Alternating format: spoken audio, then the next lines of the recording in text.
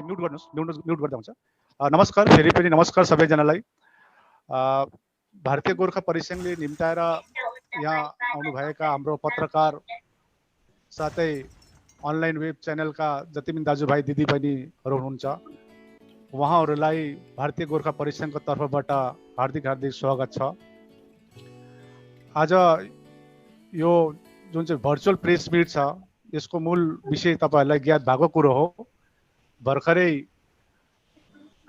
केन्द्र सरकारका तर्फबाट जुन चाहिँ गृह मन्त्रालयबाट जुन चाहिँ आयो पत्र, त्यो पत्र विषय लिएर जिटिए को रिभ्यू लिएर जुन कुरो थियो त्यो विषय लिएर नै हामी भारतीय गोर्खा परिसङ्घ एउटा अभिभावक साथै राष्ट्रिय साङ्गठनिक र सङ्गठन हुनुको निम्तिले हाम्रो यसमा के टेक छ त्यो विषय लिएर नै आज हाम्रो भारतीय गोर्खा परिसङ्घका राष्ट्रिय अध्यक्ष सुकमान मोक्तानज्यू साथै राष्ट्रिय कार्यकारी अध्यक्ष डाक्टर मुनिस तामाङज्यूले आफ्नो प्रस्ताव पेश गर्नुहुन्छ। विशेष गरेर तपाईहरुलाई अनुरोध छ, तपाईहरुले आफ्नो हात उठाएर तपाईहरुले आफ्नो उहाँहरुको सम्बोधन पश्चात तपाईहरुले आफ्नो हात उठाएर तपाईहरुले प्रश्न गर्न सक्नुहुनेछ। अनि यो विशेष तपाईहरुलाई अनुरोध छ। अनि अब डाक्टर मुनिस तामाङज्यूको उहाँले आफ्नो सम्बोधन राख्नुहुनेछ। धन्यवाद। धन्यवाद अनि नमस्कार सबैलाई, मेरो प्रेसका सबै साथीहरूलाई नमस्कार। अनि आजको हाम्रो यस प्रेस कन्फरेन्समा म स्वागत गर्दछु। म यहाँ सबैलाई अनुरोध गर्दछु कि म बोलुन्जेलसम्मको लागि म म्युट राख्नेछु। त्यस पश्चात जब प्रश्नको समय आउनेछ तब तपाईको प्रश्न गर्ने समयमा तपाईले आफैलाई अनम्युट गरेर माइक्रोफोन अन गरेर तपाईले प्रश्न सोध्न सक्नुहुन्छ अन्तमा। अनि आज मेरो साथमा हाम्रा भारतीय गोर्खा परिसङ्घका राष्ट्रिय अध्यक्ष श्री सुकमान मोक्तानजी पनि हुनुहुन्छ। म स्वयं मुनिस तामाङ, म भारतीय गोर्खा परिसङ्घको राष्ट्रिय कार्यकारी अध्यक्ष। अनि जसो सुरुमै परिचयमै हाम्रा राष्ट्रिय साङ्गठनिक सचिवले भनिसक्नुभयो, आजको यो प्रेस कन्फरेन्स डाकेको विशेष विषय चाहिँ जो 27 तारिक मिनिस्ट्री अफ होम अफेयर्सले एउटा चिठी लेखेको थियो, जसमा एउटा मिटिङ डाकेको थियो जिटिए को विभिन्न मुद्दाहरू सम्बन्धी चर्चाको लागि। यस चिठीलाई लिएर धेरै चर्चा भइरहेको छ, विशेष गरी जिटिए क्षेत्रमा। अनि जिटिए क्षेत्र मात्रै हैन तर सम्पूर्ण भारतभरिका गोर्खाहरूमा यो चर्चाको विषय भइरहेको छ। अनि आज हामीले पनि भारतीय गोर्खा परिसङ्घको रूपमा हाम्रो यस विषयमा के मन्तव्य छ, हाम्रो यस विषयमा के विचार छ, सो तपाईहरुको अघि राख्नको निम्ति म आफ्नो केही शब्दहरूबाट सुरु गर्नेछु। जहाँसम्म जिटिए अनि गोर्खाल्यान्डको सन्दर्भ छ, यहाँहरू सबैलाई थाहा छ कि भारतीय गोर्खा परिसङ्घ 2001 मा आफ्नो स्थापना कालदेखि नै गोर्खाल्यान्डको निम्ति अनि गोर्खाल्यान्डको सृजनाको निम्ति समर्पित र कटिबद्ध रहेको छ। हामी कहिले पनि कुनै पनि समयमा आफ्नो यस प्रतिबद्धतादेखि पछि हटेनौं, आफ्नो यो कटिबद्धतादेखि हामी कहिले पनि पछि हटेनौं। वास्तवमा यहाँ सबैलाई थाहा होला कि यस सहस्राब्दीको पहिलो दशकमा गोर्खाल्यान्डको आवाज एकदमै थिएन। पहिलो दशकको पूर्वार्धमा 2006 सम्ममा गोर्खाल्यान्डको आवाज एकदमै थिएन, शिथिल थियो। त्यस समयमा पनि भारतीय गोर्खा परिसङ्घले 2001 आफ्नो स्थापना कालदेखि लिएर अहिलेसम्म र विशेष गरी त्यो समयमा जब अरु कसैले गोर्खाल्यान्डको आवाज उठाएको थिएन त्यस समयमा पनि हामीले राष्ट्रिय स्तरमा गोर्खाल्यान्डको निरन्तरता हामीले दिने रह्यौं। अनि यसै सिलसिलामा हामीले भारतका विभिन्न पोलिटिकल पार्टीहरू अनि भारतमा जति गोर्खाहरू छन् ती सबै क्षेत्रहरूमा गएर त्यहाँका विभिन्न सङ्घ संस्था र संवैधानिक पदमा रहेका विभिन्न औदामा रहेका व्यक्तिहरूलाई, प्रधानमन्त्रीलाई, मुख्यमन्त्रीहरूलाई, महामहिम राष्ट्रपतिलाई सबैलाई भेटेर हामीले गोर्खाल्यान्डको विषयमा हामीले कुरा राखेकै हौं, निरन्तर राखेकै हौं। अनि गोर्खाल्यान्डको विषयमा हामीले मत संग्रह पनि गरेका हौं, बडा सफलता साथ गरेका हौं। त्यस पश्चात यहाँहरू जान्नुहुँदछ कि 2007 देखि जब गोर्खाल्यान्डको आन्दोलन फेरि तीव्र रीतिले बढ्यो, त्यस पश्चात 2011 मा गएर जिटिए को सन्धिमा त्यो टुङ्गियो। अनि त्यसबेला जिटिए को सन्धिलाई पुरजोर विरोध गर्ने र जिटिए को सन्धि चाहिँ गोर्खाल्यान्डको निम्ति एउटा बाधक हो, पथ अवरोधक हो भन्ने प्रथम संगठन नै भारतीय गोर्खा परिसङ्घ थियो। अनि त्यस समयमा जब हामीले जिटिएलाई विरोध गर्यौं, जब जिटिएलाई अपोज गर्यौं, धेरैजनाले हामीलाई ठिक मानेन र धेरैजनाले हामीलाई ठिक बुझेन र धेरैजनाले हामीलाई नै विरोध गरे अनि धेरैजनाले हामीलाई गोर्खाको हितको विरुद्धमा काम गरेको पनि आरोप र लाञ्छना लगाए। तरै पनि हामी त्यो आरोप, त्यो लाञ्छनाको पर्वाह नगरी हामी आफ्नो प्रतिबद्धता गोर्खाल्यान्डको मुद्दाप्रति कायम राख्दै हामीले आफ्नो भन्नुपर्ने कुराहरू सफासँग राष्ट्रिय स्तरमा भन्दै गयौं। 2011 को जो सन्धि भयो जिटिए को, त्यसको तुरन्त पश्चात भारतीय गोर्खा परिसंघले विभिन्न राजनैतिक पार्टीहरूलाई लिएर गोटाफोको निर्माण गर्यो। यो तपाईहरुलाई थाहै छ। गोटाफो अर्थात् गोर्खाल्यान्ड टास्क फोर्सको निर्माण गर्यो, जसको चेयरम्यान रेभरेन्ड डाक्टर एनोस दास प्रधानजी हुनुहुन्थ्यो र त्यस समयमा हामीसँग केही राजनैतिक पार्टीहरू पनि थिए जो जिटिए को विरोधमा थिए। गोटाफोको द्वारा हामीले धेरै अभियान गर्यौं। फेरि हाम्रो अभियान राष्ट्रव्यापी नै थियो। गोटाफोको अभियानको अन्तर्गत हामीले भारतका सबै राज्यमा, पण्डिचेरी र आण्डमान बाहेक सबै राज्यमा गएर त्यहाँका मुख्यमन्त्रीहरूलाई हामीले भेट्यौं। त्यसताक गुजरातका मुख्यमन्त्री, अहिलेको हाम्रो प्रधानमन्त्री माननीय नरेन्द्र मोदीजीसँग पनि हामीले गुजरातमा पनि गएर भेट्यौं। यसरी नै विभिन्न राज्यमा गएर भेटेर हामीले गोर्खाल्यान्डको समर्थनमा हामीले मत संग्रह गर्यौं। त्यति मात्र हैन, तर पार्लियामेन्टमा भएको प्रत्येक पोलिटिकल पार्टीका पार्लियामेन्ट्री हेडलाई पनि हामीले भेट्यौं र हामीले यसरी नै गोर्खाल्यान्डको मत संग्रह गर्यौं। यी सबैमा निरन्तर दार्जिलिङमा कतिवटा राजनैतिक पार्टीले हामीलाई विरोध गरि नै रह्यो, तर हामीले यो विरोधलाई परवाह गरेनौं किनभने हामी गोर्खाल्यान्ड प्रति समर्पित थियौं। त्यसपश्चात यहाँलाई थाहा छ, फेरि आन्दोलनको अर्को एउटा रूप आउँदा एउटा गोज्याक भन्ने एउटा समूह बनियो, गोर्खाल्यान्ड जोइन्ट एक्सन कमिटी, जसमा पनि अध्यक्षता रेभरेन्ड डाक्टर एनोस दास प्रधान, भारतीय गोर्खा परिसंघका त्यस समयका कार्यकारी अध्यक्ष हुनुहुन्थ्यो र त्यहाँ पनि हामीले आफ्नो प्रतिबद्धता जारी नै राख्यौं। हाम्रो प्रतिबद्धतालाई हामीले कायम नै गर्यौं, प्रतिबद्धतालाई हामीले समर्पणलाई हामीले बरकरार राख्यौं। त्यसपश्चात जब फेरि जीएमसीसी को गठन भयो, जीएमसीसी को गठनमा पनि भारतीय गोर्खा परिसंघ संलग्न भएर सम्पूर्ण सिन्सियरिटीको साथमा हामी गोर्खाल्यान्डको आन्दोलनमा संलग्न भएका थियौं। र त्यसपछि जब फेरि जिटिए को सन्धि, जसलाई जिटिए 2 भनेर भनिन्छ, फेरि पनि जब भयो, त्यस बेलामा हामीले फेरि नेशनल गोर्खाल्यान्ड कमिटी एनजीसी को निर्माण गरेर त्यसमा पनि लाइक माइन्डेड पार्टीहरूलाई, लाइक माइन्डेड इन्डिभिजुअलहरूलाई, गोर्खाल्यान्ड प्रति समर्पित इन्डिभिजुअल र गोर्खाल्यान्ड प्रति समर्पित व्यक्तिहरूलाई एक ठाउँ भेला गर्ने, मञ्च सृजना गर्ने अनि त्यहाँबाट मत सृजना गर्ने हामीले प्रयास आफ्नो जारी नै राखेका छौं। भन्नुको तात्पर्य, हामी 2001 हाम्रो स्थापना कालदेखि लिएर गोर्खाल्यान्डको मागमा धेरै उतार चढाव आए तापनि हामी निरन्तरता हामीले कायम गरेका छौं। भारतीय गोर्खा परिसंघले आफ्नो निरन्तरता कायम गरेको छ, आफ्नो प्रतिबद्धतामा कहिले पछि हटेको छैन, प्रतिबद्धतामा कुनै प्रकारको कमी आउन दिएको छैन।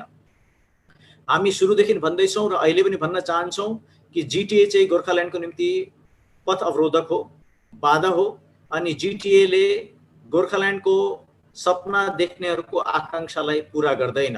गोर्खाल्यान्डको माग गर्नेहरूको पोलिटिकल पार्टी या संगठन या व्यक्ति कसैको पनि आकांक्षालाई पूरा नगर्ने व्यवस्था चाहिँ जिटिए हो। हामी सुरुदेखि भन्दै आएका छौं र आज पनि भन्दछौं। र आज यसै सन्दर्भमा जब गोर्खाल्यान्डको निम्ति सबै पार्टीहरू, सबै व्यक्तिहरू समर्पित छन् र 2019 को इलेक्सनमा पनि पर्मानेन्ट पोलिटिकल सोल्युसनको संज्ञा दिएर सबै पार्टीहरू एकत्रित भए, धेरै जसो पार्टीहरू एकत्रित भए अनि एउटा गठबन्धन तयार गरे र त्यसपश्चात एउटा त्रिपक्षीय वार्ता केन्द्र अनि सरकारसँग गरेर यो पर्मानेन्ट पोलिटिकल सोल्युसनलाई हासिल गर्ने जब सबैजना तर्खरमा र सबैजना तयारीमा छन्, यस्तो समयमा एउटा यस्तो पत्र आउनु मिनिस्ट्री अफ होम अफेयर्सबाट, जसले चाहिँ भन्छ कि चर्चाको विषय चाहिँ जिटिए सँग सम्बन्धित विभिन्न मुद्दाहरूमा चर्चा गर्नु, त्यसको रिभ्यू गर्नको निम्ति जो मिटिङको कल आयो, यो वास्तवमै नै यो मिटिङको जो पत्र आयो, यो चाहिँ गोर्खाल्यान्डको जति पनि प्रेमीहरू छन्, गोर्खाल्यान्डको लागि जतिजना पनि समर्पित छन्, चाहे त्यो राजनैतिक व्यक्ति होस्, राजनैतिक पार्टी होस् या संगठन होस् या इन्डिभिजुअल होस्, सबैको निम्ति एकदमै आहत पुर्याउने एउटा चिठी आयो। र यसै कारणले आज हामी फेरि पनि यहाँ आजको यस पत्रकार सम्मेलनद्वारा सर्वप्रथम भारतीय गोर्खा परिसंघको गोर्खाल्यान्ड प्रतिको हाम्रो संलग्नता अनि गोर्खाल्यान्ड प्रतिको हाम्रो समर्पणलाई फेरि पुनः हामी फेरि भन्नको निम्ति यहाँ आएको हौँ। हामी पुनः फेरि आफैलाई आफ्नो समर्पणलाई स्थापित यहाँ गर्न आएको हौँ, आफ्नो समर्पणलाई यहाँ भन्न आएको हौँ, रिइटरेट गर्न आएको हौँ। दोस्रो, हामीलाई बडा खुसी छ कि अहिले हामी देख्दैछौँ कि सबै पोलिटिकल पार्टीहरूले र सबैले यो कुरा बुझेका छन् कि जिटिए चाहिँ हाम्रो निम्ति हानिकारक चिज हो, जिटिए चाहिँ गोर्खाल्यान्डको सपनाको निम्ति बाधक हो भनेर। र अहिले भर्खरै पनि देख्दैछौँ कि जो पोलिटिकल पार्टीहरूबाट आशंका थियो कि उनीहरू यस मिटिङमा जान्छन् भनेर, ती पोलिटिकल पार्टीहरूबाट पनि त्यहाँ नजाने सन्देश आएको छ, त्यसको पनि हामी स्वागत गर्दछौँ। हामी यो कुरो जानेर आज खुसी छौँ कि जिटिएलाई विरोध गर्नमा सम्पूर्ण स्टेक होल्डर्सहरू युनाइटेड छन्, सम्पूर्ण स्टेक होल्डर्सहरू यसमा एकै मतका छन्। र हामी यो जान्नमा पनि खुसी छौँ कि हाम्रो 2019 मा यहाँबाट इलेक्ट भएर जानुभएको सांसद श्री राजु विष्टजीले पनि आफ्नो यस कर्तव्यलाई उहाँले घरिघरि दोहोऱ्याउनु भएको छ, यस आफ्नो समर्पणलाई दोहोऱ्याउनु भएको छ। र उहाँले पनि भन्नुभएको छ कि उहाँ सम्पूर्ण रीतिले गोर्खाल्यान्डको मागप्रति र पर्मानेन्ट पोलिटिकल सोल्युसन हासिल गर्नुप्रति उहाँ प्रतिबद्ध हुनुहुन्छ। र आज हामी यस मञ्चद्वारा न केवल हाम्रो जिटिए को विरोध दर्ज गर्न आएको हौँ, तर हामी सबै पोलिटिकल पार्टीलाई पनि र सबै व्यक्तिहरूलाई, सबै स्टेक होल्डर्सलाई बधाई दिन आएको छौँ कि उहाँले एकसाथ यसरी एक स्वरमा जिटिएलाई अपोज गर्नुभएको छ, जिटिए को विरोध गर्नुभएको छ। र साथै हामी सबैजना प्रतिबद्ध भएर यस गोर्खाल्यान्डको हाम्रो पर्मानेन्ट पोलिटिकल सोल्युसनको मार्गलाई प्रशस्त गर्नको निम्ति हामी आह्वान गर्न आएको छौँ। साथै हाम्रो माननीय सांसद राजु विष्टजीलाई उहाँको नेतृत्वमा चाँडोभन्दा चाँडो एउटा समिति बनाएर एउटा सबै स्टेक होल्डर्सहरूलाई इन्भल्भ गरेर केन्द्र सरकारसँग वार्ताको प्रयोजन गर्ने हामी उहाँलाई आग्रह गर्दछौँ। उहाँले जति कुरो भन्नुभएको छ, उहाँले जति आश्वासन दिनुभएको छ, ती सबै आश्वासनमा हामी आश्वस्त छौँ। हामीले उनको आश्वासनहरू अविश्वास गर्ने कुनै कारण हामीले देखेको छैनौँ। र यसैले आज हामी फेरि पनि उहाँलाई आह्वान गर्न चाहदछौँ। उहाँले जो भन्नुभएको छ कि म केन्द्रीय गृहमन्त्रीसँग सम्पर्कमा छु, प्रधानमन्त्रीसँग सम्पर्कमा छु, अनि पर्मानेन्ट पोलिटिकल सोल्युसन प्राप्त गर्ने बाटो प्रशस्त गर्ने मार्गमा म लागिरहेको छु, कार्यमा लागिरहेको छु। यस कुरोको हामी स्वागत गर्दछौँ र उनको हात अझै बलियो गरौँ भनेर हामी सबैजनालाई आह्वान गर्न चाहन्छौँ। साथै हामी एक भएर हाम्रो अरू सबै मुद्दाहरूलाई, हाम्रो डिस्ट्र्याक्टिङ मुद्दाहरूलाई त्यागेर पर्मानेन्ट पोलिटिकल सोल्युसन जसको लागि यहाँबाट वृहत मात्रामा भोट जितेर हामीले एमपीलाई पठाएका छौँ, यसको निम्ति हामी सबैजना आफ्नो कटिबद्ध रहौँ, प्रतिबद्ध रहौँ भन्ने कुरोलाई यहाँ राख्न आएका छौँ। यति मात्रै होइन, तर अन्तमा भारतीय गोर्खा परिसङ्घको आफ्नो प्रतिबद्धताको साथसाथमा सबै स्टेक होल्डर्सलाई संयोजन गर्ने कर्तव्य आफ्ना जो हामीले सुरुदेखि नै निभाउँदै आएको छौँ, आफ्नो यस कार्यलाई हामी फेरि पनि हामी जारी राख्न चाहन्छौँ। र आज भारतीय गोर्खा परिसङ्घको यदि कुनै जिम्मेदारी भए समन्वय गर्ने, सबैलाई लिएर एक मञ्च सृजना गर्ने, सबैलाई लिएर अगाडि बढ्ने, त्यसमा भारतीय गोर्खा परिसङ्घको जुन प्रकारको पनि योगदान हुनसक्छ, त्यस योगदानप्रति आफ्नो प्रतिबद्धता जताउनको लागि पनि आज हामीले यो प्रेस कन्फरेन्स गरेको हो। र अब हाम्रो राष्ट्रिय अध्यक्ष श्री सुकमान मोक्तानजीले भारतीय गोर्खा परिसङ्घको यस विषयमा जो रेजोल्युसन छ यो पढेर सुनाउनुहुन्छ। त्यस पश्चात हामी तपाईँहरूको प्रश्नहरू लिनेछौँ। र अहिले म अनुरोध गर्छु भारतीय गोर्खा परिसङ्घका राष्ट्रिय अध्यक्ष श्री सुकमान मोक्तानजीलाई हाम्रो संगठनको रेजोल्युसन पढिदिने। यहाँले आफ्नो माइक अन गरेर रेजोल्युसन पढिदिनु हुनेछ।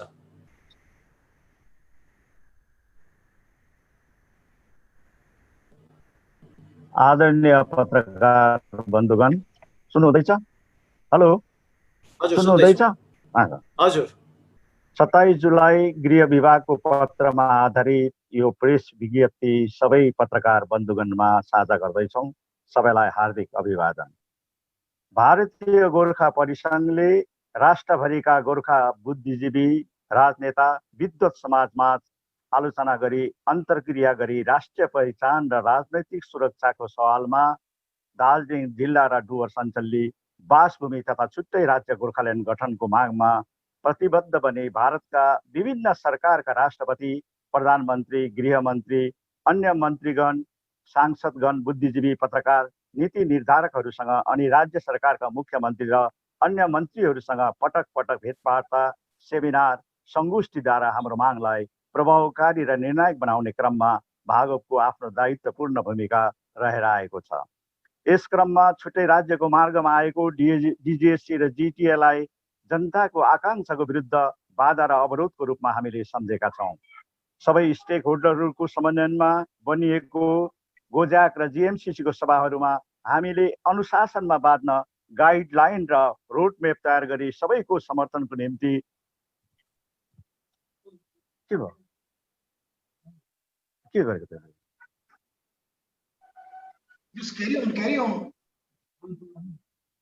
जारी राख्नुहोस्, हामी सुन्दैछौँ। सुन्दैछौँ, जारी राख्नुहोस्। रोडम्याप तयार गरी सबैको समर्थनको निम्ति पेश गर्दा यसप्रति कति राजनीतिक सङ्गठनको नकारात्मक दृश्यले कार्यान्वयन भएन। फलस्वरूप दिल्लीका विभिन्न पोलिटिकल गुफाहरूमा विभिन्न राजनीतिक दलहरूको विभिन्न भाकामा स्वरहरू गुन्जेर हाम्रो एकबद्धतामा ह्रास आए। मेरो भन्नुको तात्पर्य विभिन्न सङ्गठनले कहिले सिक्किम दार्जिलिङ विलयको कुरा, कहिले 6औं अनुसूचीको कुरा, कहिले युनियन टेरिटरीको कुराहरू राखेर आउँदा हामीमा एउटा विभाजन देखा परेको थियो। बितेको लोकसभाको चुनावमा पर्मानेन्ट पोलिटिकल सल्युसनको इलेक्सन म्यानिफेस्टोबाट घोषणा भए अनुरूप अनि हाम्रा सांसद राजु विष्टको जिजिएससी, जिटिए र सिक्सलाई त्यागेर पर्मानेन्ट पोलिटिकल समाधानको निम्ति कटिबद्ध र प्रतिबद्धता देखा परेकोमा यसलाई हामी कदर गर्दछौँ। उहाँले जुन हामीलाई पर्मानेन्ट भन्नुभएको छ, स्थायी भन्नुभएको छ, स्थायीको अर्थ नै हामी पूर्ण राज्यको कुरालाई स्मरण गर्दछौँ। यो प्रस्ताव ग्रहण गर्दछौँ कि सांसद विष्टको अगुवाईमा सबै स्टेक होल्डरहरूको समन्वयमा एक आचार संहिताको अनुशासनमा एकबद्ध भई एक माग, एक कदम र सामूहिक नेतृत्वको परिपाटीमा अविलम्ब अग्रसर भई सरकारलाई निर्णायक मोडमा पुर्याउन चाप सृष्टि गर्ने क्रममा एक कदममा अघि बढ्नुपर्छ भन्ने आग्रह गर्दछौँ।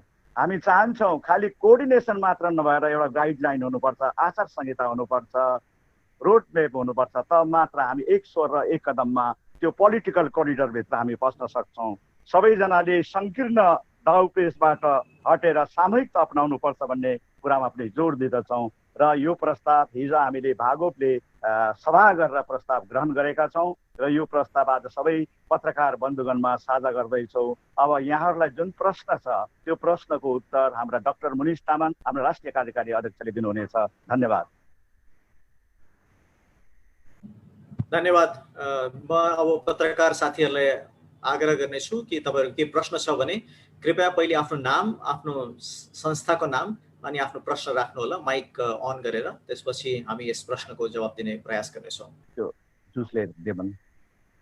हेलो सुन्नुहुँदैछ? गुड इभिनिङ, मेरो नाम विवेक छेत्री, म टेलिग्राफबाट दार्जिलिङबाट तपाईँलाई प्रश्न गर्दैछु। हजुर विवेकजी।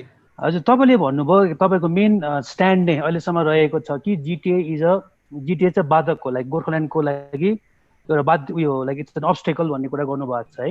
हजुर। तर हिजो अस्ति जुन चाहिँ अब हिजो पनि विनय तामाङज्यू फ्रम दि गोर्खा जनमुक्ति मोर्चा 2ले पनि भन्नुभयो त्यो लद्दाखको इक्जाम्पल दिएर। सो तपाईँहरूले जुन चाहिँ सोच्नु भएको छ र जुन चाहिँ लद्दाखको इक्जाम्पल भयो त्यसले गर्दाखेरि तपाईँको स्ट्यान्डमा अलिकति it's not too watertight भन्ने कुरा छैन भने सो लाग्छ तपाईँलाई? Because there is a possibility political will भयो भने यो सब कुरा केही चाहिँदैन भन्ने एउटा इक्जाम्पल आयो नि त। सो मैले विनय तामाङजीको प्रेस कन्फरेन्स सुनिनँ, so I am not very aware about what was the example that he gave. उहाँले त्यही भन्नुभयो कि लद्दाखमा जसरी अटोनोमस काउन्सिल हुँदाखेरि पनि युटी भयो, so you don't need to replace it, it's बाधक हुँदैन भन्ने कुरा चाहिँ उहाँको तर्क त्यसरी राख्नु भएको थियो। नम्बर 1, लद्दाखको autonomous council and GTA cannot be drawn as equivalent. दुईटालाई समान रूपमा हेर्न सकिँदैन। त्यो अटोनोमस काउन्सिल को परिधि अर्कै छ, त्यसको सेटअप अर्कै प्रकारको छ, जिटिएको अर्कै प्रकारको छ। तर हाम्रो भन्नुको तात्पर्य चाहिँ हामी एग्री गर्छौँ कि पोलिटिकल विल सरकारकोमा छ भने, राजनीतिक इच्छा शक्ति छ भने सरकारले निश्चय काम गर्न सक्छ। र वास्तवमा आज हामीले भन्नु खोजेको पनि त्यही हो, सरकारले आफ्नो राजनीतिक इच्छा शक्तिलाई प्रयोग गरेर यो पर्मानेन्ट पोलिटिकल सोल्युसन जो सरकारले आजको शासक दलले नै आफ्नो इलेक्सन म्यानिफेस्टोमा राखेको छ, आफ्नो सङ्कल्प पत्रमा राखेको छ, यो हाम्रो भनाइ होइन, यो यही सरकारकै सङ्कल्प पत्रमा लेखेको कुरो हो, पर्मानेन्ट पोलिटिकल सोल्युसन। हामी चाहन्छौँ कि यो पर्मानेन्ट पोलिटिकल सोल्युसनलाई आफ्नो इच्छा शक्तिद्वारा जो उहाँले कश्मीरमा जम्मू कश्मीरको ट्राइफर्केसनमा देखाउनु भयो त्यही प्रकारको इच्छा शक्तिको प्रबलता देखाएर यहाँ पनि त्यो पर्मानेन्ट पोलिटिकल सोल्युसन ल्याउँ भनेको। तर that permanent political solution has got nothing to do with GTA. जिटिएलाई नै त्यस जिटिएलाई प्रयोग गरेर त्यो बनाउने भन्ने कुरा होइन र जिटिए चाहिँ त्यसलाई सहायता गर्छ भन्ने कुरा पनि छैन। हामी यसकारण यसलाई पथ अवरोधक भन्दैछौँ किनभने हामी देख्छौँ यो पालि पनि हामीले देख्यौँ जहिले पनि गोर्खाल्यान्डको कुरा उठ्छ घरिघरि जिटिएको केही न केही बाटोमा अडचन आउँछ। यो पालि पनि सबैले आशा गरेको थियो कि कुनै ट्राइपार्टाइटको चिठी आउँछ, ट्राइपार्टाइट टक्सको चिठी लिएर एउटा कुनै खुसीको खबर आउँछ भनेर, तर त्यसमा पनि फेरि पनि जिटिएकै रिभ्यूकै चिठी आयो। र जिटिए जबदेखि भएको छ, जिटिए चाहिँ हामीले सुरुदेखि भन्दैछौँ GTA has been an obstacle to Gorkhaland in the sense that जिटिएमै सरकारले हामीले मूल्याउनु खोज्छ र हामी जिटिएलाई अब्स्टेकल भन्नुको अर्थ चाहिँ हामी जिटिएलाई सम्पूर्ण रीतिले तिरस्कार गर्छौँ, जिटिएलाई हामी सम्पूर्ण प्रकारले अस्वीकार गर्छौँ भन्ने तात्पर्यले हामीले जिटिएलाई अब्स्टेकल रूपमा भनेको हौँ। साथै तपाईहरुले बारम्बार हजुर भन्नुहोस् विवेकजी। हजुर तपाईले बारम्बार भन्नुहुँदैछ स्टेक होल्डर्स सबैजनालाई बोलाउनु पर्छ भनेर है। स्टेक होल्डर्स भन्ने ठुलो शब्द हो, यति बिना स्टेक होल्डर्स छ त्यसमा युनानिमिटी भन्ने कुरा आउनु त एकदमै साह्रो छ र यो इट्स अ पोलिटिकल इस्यु। हजुर हामी मान्छौँ यो कुरो पोलिटिकल इस्यु भएकोले गर्दाखेरि लिड त पोलिटिकल पार्टिजहरूले नै लिनु पर्छ जस्तो लाग्दैन नि तपाईलाई? मोर देन द स्टेक होल्डर्सको कुरा गरिबस्नु भन्दा तपाईले भन्नुभएको कुरामा कुनै शंका छैन। Without doubt this is a political issue and the government of India whenever it gets into a dialogue for political matters it is usually the political party that it involves. त्यसमा कुनै दुई राय छैन र यसैले गर्दा सांसदलाई यहाँका पोलिटिकल पार्टीहरूले सघाएर help गरेर उहाँको लागि क्याम्पेन गरेर वृहत मात्रामा भोट जिताएर पठाएको हो।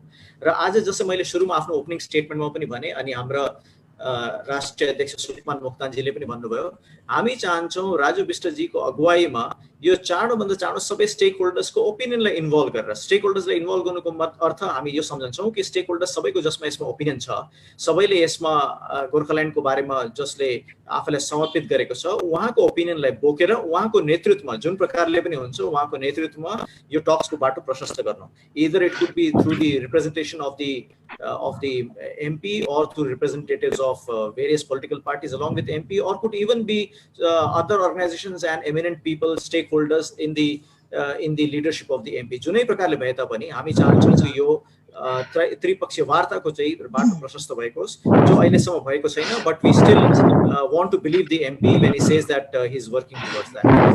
Munizu, I have got a question. हजुर This is म अमिता ब्यानर्जी मिलेनियम पोस्टबाट बोल्दैछु।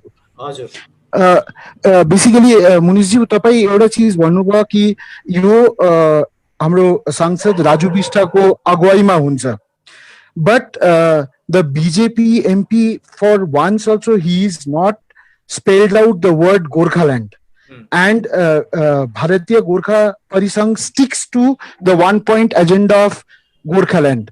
So how are you drawing a conclusion that the permanent political solution he is working towards is Gorkhaland? Because BJP has not for once spelled out these words in all these years. Okay, so you want me to answer in English or do you want me to go in Nepali? जुनै नेपालीमै बोल्नुहोस्, सबलाई सुविस्ता हुन्छ। हुन्छ यहाँसम्म तपाईले जो प्रश्न गर्नुभयो कि पर्मानेन्ट पोलिटिकल सोल्युसन भनेर राजु विष्टजीले गोर्खाल्यान्ड भन्नुभएको छैन भन्ने तपाईको जो प्रश्न छ पुरा बीजेपी पार्टी कहिले बीजेपी पार्टीको जो तपाईको प्रश्न छ यसमा म एउटा कुरा भन्न चाहन्छु कि उहाँले number 1 they have not denied Gorkhaland. उहाँले भन्नुभएको छैन कि हामी गोर्खाल्यान्ड दिदैनौं भन्नुभएको छैन। Now we understand that permanent political solution, the very term is a very inclusive term and it definitely includes यसले निश्चय नै गोर्खाल्यान्डलाई पनि यसले शामिल गर्छ आफ्नो परिभाषामा। Number 1. So that is our point number 1.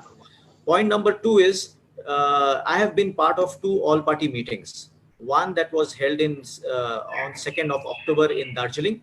I think it was called by GNLF. र त्यसको मध्यस्थकर्ता चाहिँ मै नै थिएँ। मध्यस्थकर्ता भन्नाले त्यस समयको मोडरेटर चाहिँ मै थिएँ त्यस मिटिङको। त्यो रेजोल्युसन अनि डिसेम्बरमा एनजीसी को एउटा अल पार्टी मिटिङ भएको थियो जो चाहिँ सिलिगुडीमा भएको थियो। यो दुवै अल पार्टी मिटिङमा त्यहाँ जति पनि पार्टीहरू आए, which included most of the parties that are now part of what they call the गठबन्धन, उहाँले युनानिमसली रेजोल्युसन पास गरे कि पीपीएसलाई हामी स्वागत गर्छौँ, पर्मानेन्ट पोलिटिकल सोल्युसनलाई हामी स्वागत गर्छौँ। पर्मानेन्ट पोलिटिकल सोल्युसनको लागि नै बीजेपीलाई यहाँ बृहत मात्रामा हामीले भोट दिएर जिताएका हौँ। र तेस्रो पोइन्ट चाहिँ पर्मानेन्ट पोलिटिकल सोल्युसन भन्दा चाहिँ हामी गोर्खाल्यान्ड नै बुझ्छौँ भनेर यो रेजोल्युसन बनाएर हामीले सांसदलाई पठाइदिएको छौँ, जो बीजेपीको हुनुहुन्छ र साथै यहाँको जनप्रतिनिधित्व पनि गर्नुहुन्छ। र यस हाम्रो रेजोल्युसनमा कुनै प्रकारको बीजेपीको डिनायल छैन र बीजेपीले यसमा कुनै डिनायल भनेको छैन। So we have no reasons to believe that BJP has committed itself against the idea of Gorkhaland.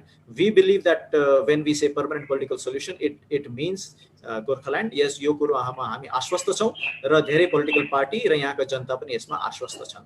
र यो यदि पर्मानेन्ट पोलिटिकल सोल्युसन गोर्खाल्यान्ड होइन भने चाहिँ बीजेपीले भन्नुपर्छ भन्ने पनि हाम्रो विश्वास छ। Okay, thank you. धन्यवाद। मोहन लामा, समय दैनिकबाट, दार्जिलिङबाट। हजुर, आखिर तपाईले भन्नुभयो नि इच्छा शक्ति छ भने गभर्नमेन्टले गर्न सक्छ, तर अहिलेसम्म गभर्नमेन्टले इच्छा शक्ति नदेखाएको नै क्लियर छ, यो मान्नुहुन्छ तपाईहरु? हजुर, द्याट इज भेरी क्लियर। त्यो त क्लियर छ, गभर्नमेन्टले जुन दिन इच्छा शक्ति देखाउँछ त्यो दिन गर्न सक्छ। जम्मू कश्मीरको मामलामा हामीले त्यही बुझेका छौं। र यो इच्छा शक्ति चाहिँ 5 वर्ष हामीले पर्खिनु पर्ने हो कि यो बंगाल विधानसभा आउनेवाला छ त्यति बेलासम्मको लागि पर्खिनु पर्ने हो? हैन, त्यो that question should be asked to the government. जसले इच्छा शक्ति देखाउनु पर्ने हो उहाँलाई यो प्रश्न सोध्नु पर्छ। हैन, हामीले पर्खिनु पर्ने चाहिँ कहिलेसम्म हो? हैन, हामी त पर्खिन चाहदैनौं। हामीलाई यो तुरन्तै चाहिएको हो र हामीले भनेको छौं कि पर्मानेन्ट पोलिटिकल सोल्युसन पर्खेको धेरै अब समय भयो। 2 टर्म पुरै गइसकेको छ। We have entered the 3rd term of the Lok Sabha, जसमा हामीले पर्मानेन्ट पोलिटिकल सोल्युसनलाई पर्खिरहेका छौं। सो हाम्रो पर्खिने समय त गइसकेको छ र हामी यसका मध्ये छौं चाँडोभन्दा चाँडो सरकारले आफ्नो इच्छा शक्तिलाई देखाउन्, आफ्नो इच्छा शक्तिलाई प्रदर्शित गरून्। जुन प्रकारको इच्छा शक्ति उहाँले जम्मू कश्मीरको मुद्दामा धेरै अपोजिसन भए तापनि, धेरै यसमा विरोध भए तापनि जुन प्रकारको इच्छा शक्तिलाई प्रदर्शित गर्नुभयो, त्यही प्रकारको इच्छा शक्ति यहाँ पनि प्रदर्शित गरेर पर्मानेन्ट पोलिटिकल सोल्युसन ल्याउन् भन्ने हाम्रो सरकारसँग आज पनि यस प्रेस कन्फरेन्सको मार्फत पनि यही सन्देश छ। अनि हाम्रो माननीय सांसद राजु विष्टजीलाई पनि यही सन्देश हामी दिन चाहन्छौँ।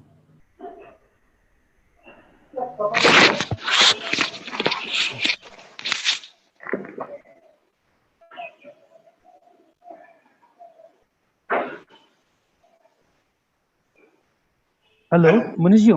हजुर, अहिलेसम्म जोइन्ट कमिटिजहरू फर्म गरिसक्नु भयो है, right, from Gotafa and JACs and all that हुन्छ नि, र कुनै पनि सक्सेसफुल नभएको जस्तो लाग्छ this joint delegation or joint forum or whatever you call that है। अब नयाँ बनाउँदाखेरि चाहिँ what do you think, like where is the hope? Like I mean, why is there a hope that नयाँ कमिटी बन्ने हुन्छ अब चाहिँ ठिक हुन्छ भन्ने क्या? बिकज अहिले पनि अलिअलि बन्नेको कोलेसन पनि there some simmering tensions already going on है, र एक हुनु सकेको छैन। That is a reality for almost 10-15 years now है। So what gives you new hope र what could be the new guidelines that you would like to set? म भन्दिनँ कि सम्पूर्ण रीतिले हामी असफल भएको छौँ त म भन्दिनँ, किनभने जब यो समितिहरू बनिए, संयुक्त समितिहरू बनिए, यो संयुक्त समितिको ताकतलाई प्रयोग गरेर हामीले भारतभरिबाट मत संग्रह गर्नमा धेरै सफलता पायौँ। र तपाईले देख्नुहुन्छ कि भारतको राष्ट्रिय राजनैतिक डिस्कोर्समा तपाईले देख्नुहुन्छ कि गोर्खाल्यान्डको मुद्दा सर्टनली एउटा फर्मली प्लेस मुद्दा भएको छ। र यो धेरै लामो समयको जो अभियान भएको छ मत संग्रह गर्ने र लबी गर्ने र गएर बातचित गर्ने, यसैको यो परिणाम हो। आजभन्दा 10 साल पहिले जुन प्रकारको यो डिस्कोर्समा प्लेस थियो गोर्खाल्यान्डको, त्योभन्दा आज धेरै मजबुत डिस्कोर्समा ठाउँ पाएको छौँ। र जहाँसम्म तपाईँले भन्नुभयो करेन्ट जो एलायन्स छ, गठबन्धन छ, यसमा जो सिमरिङ टेन्सन्स छ, त्यो निश्चय टेन्सन्सहरू होला, but I am confident that all the political parties are mature enough to overcome these simmering tensions. And I believe यो पालि चाहिँ यिनीहरूले जो फ्रेज कइन गरेको छ permanent political solution, that is a very smart phrase I would believe to come together as in an electoral alliance. एकदमै राम्रो उहाँले यो एउटा फ्रेज बनाउनु भएको छ।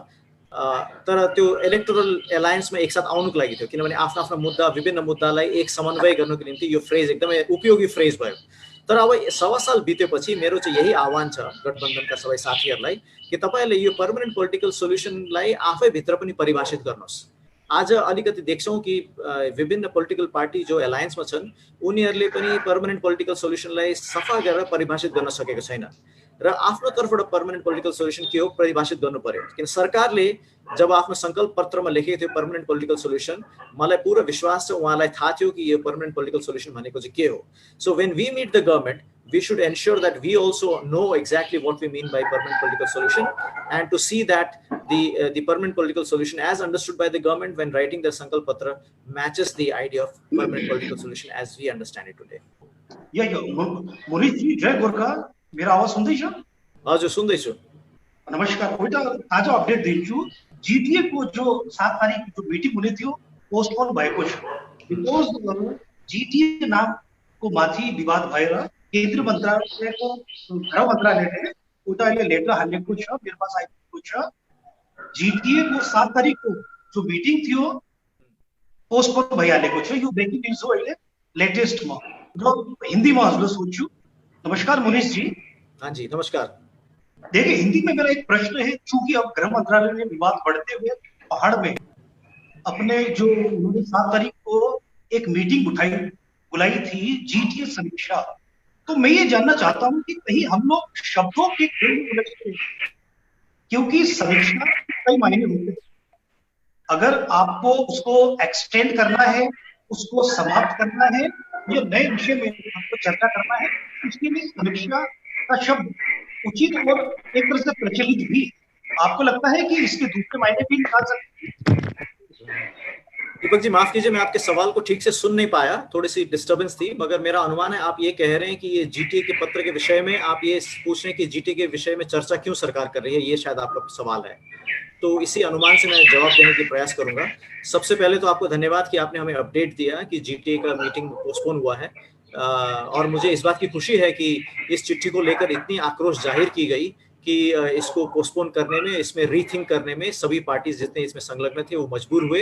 ये हमारे आक्रोश का और हमारे जो डिससेटिस्फैक्शन हमने जो एक्सप्रेस किया था इसका विजय है। इसके लिए मैं सभी लोगों को इसमें जो संलग्न है उनको मैं बधाई देना चाहता हूँ। जहाँ तक ये चिट्ठी का सवाल है, मेरा ये मानना है, ये साफ समझ है हमारी कि एक बहुत ही रूटीन लेटर है। हम जानते हैं कि जब भी एग्रीमेंट होती है, एग्रीमेंट के पश्चात एग्रीमेंट के रिव्यू के अनेकों मीटिंग होती हैं, और उस मीटिंग में, उस रिव्यू मीटिंग में उसका जो एजेंडा होता है बड़ा सीमित एजेंडा होता है, और उस सीमित एजेंडा ये है कि ये जो एग्रीमेंट है कितना इम्प्लीमेंट हो पाया, कितने स्मूथली इम्प्लीमेंट हो पाया, या इसके इम्प्लीमेंटेशन में क्या दिक्कतें हैं, इसके विषय में एक चर्चा का एक मीटिंग है। तो ये इम्प्लीमेंटेशन संबंधी होती है, इससे ज्यादा इसका कोई और अर्थ नहीं होता है। इसलिए हमारा ये मानना है कि अब हम जीटीए से कहीं आगे निकल चुके हैं, हमारा राह जो है जीटीए से बहुत आगे निकल चुका है। इस जीटीए को रिविजिट करने का, जीटीए को रिव्यू करने का अब हमारे पास न धीरज है न हमारे पास समय है, और इसीलिए हम चाहते हैं कि जीटीए के विषय में नहीं, परंतु जो परमानेंट पॉलिटिकल सोल्यूशन है इसी के विषय में वार्ता शुरू हो। जी दीपक जी कहिए।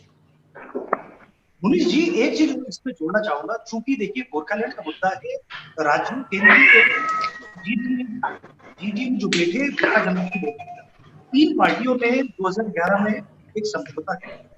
यह एक सब्जेक्ट है 3 पार्टियों के बीच में।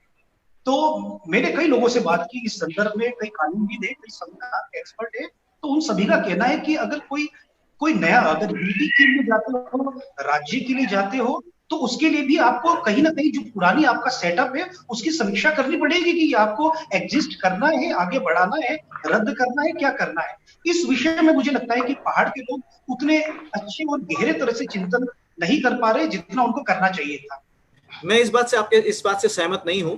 मैं नहीं मानता कि नए व्यवस्था को लाने के लिए पहले पुराने व्यवस्था में बैठकर उसकी चर्चा करनी होगी, ऐसा मैं बिल्कुल, मेरा मानना नहीं है। हम चाहते हैं कि जो भी वार्ता हो वो नए व्यवस्था, नया जो गवर्नमेंट का प्रपोजल है परमानेंट पॉलिटिकल सॉल्यूशन, इसके विषय में हो, और जब वो व्यवस्था आ जाएगी तो व्यवस्था स्वतः ही नया जो संधि होगा, नया संधि स्वतः ही पुराने संधियों को, पुराने एग्रीमेंट को, पुराने व्यवस्था को खारिज कर देता है। तो मैं आपके इस बात से सहमत नहीं हूं कि इसमें बैठकर पहले हमें उसको खारिज करना है, उसके बाद नई बात करेंगे। इसलिए हमारा फिर से आह्वान है कि जीटीए के बातों को छोड़ दीजिए। अब जीटीए से हम बहुत आगे निकल चुके हैं, जीटीए से हमारा रास्ता अब कुछ रहा नहीं।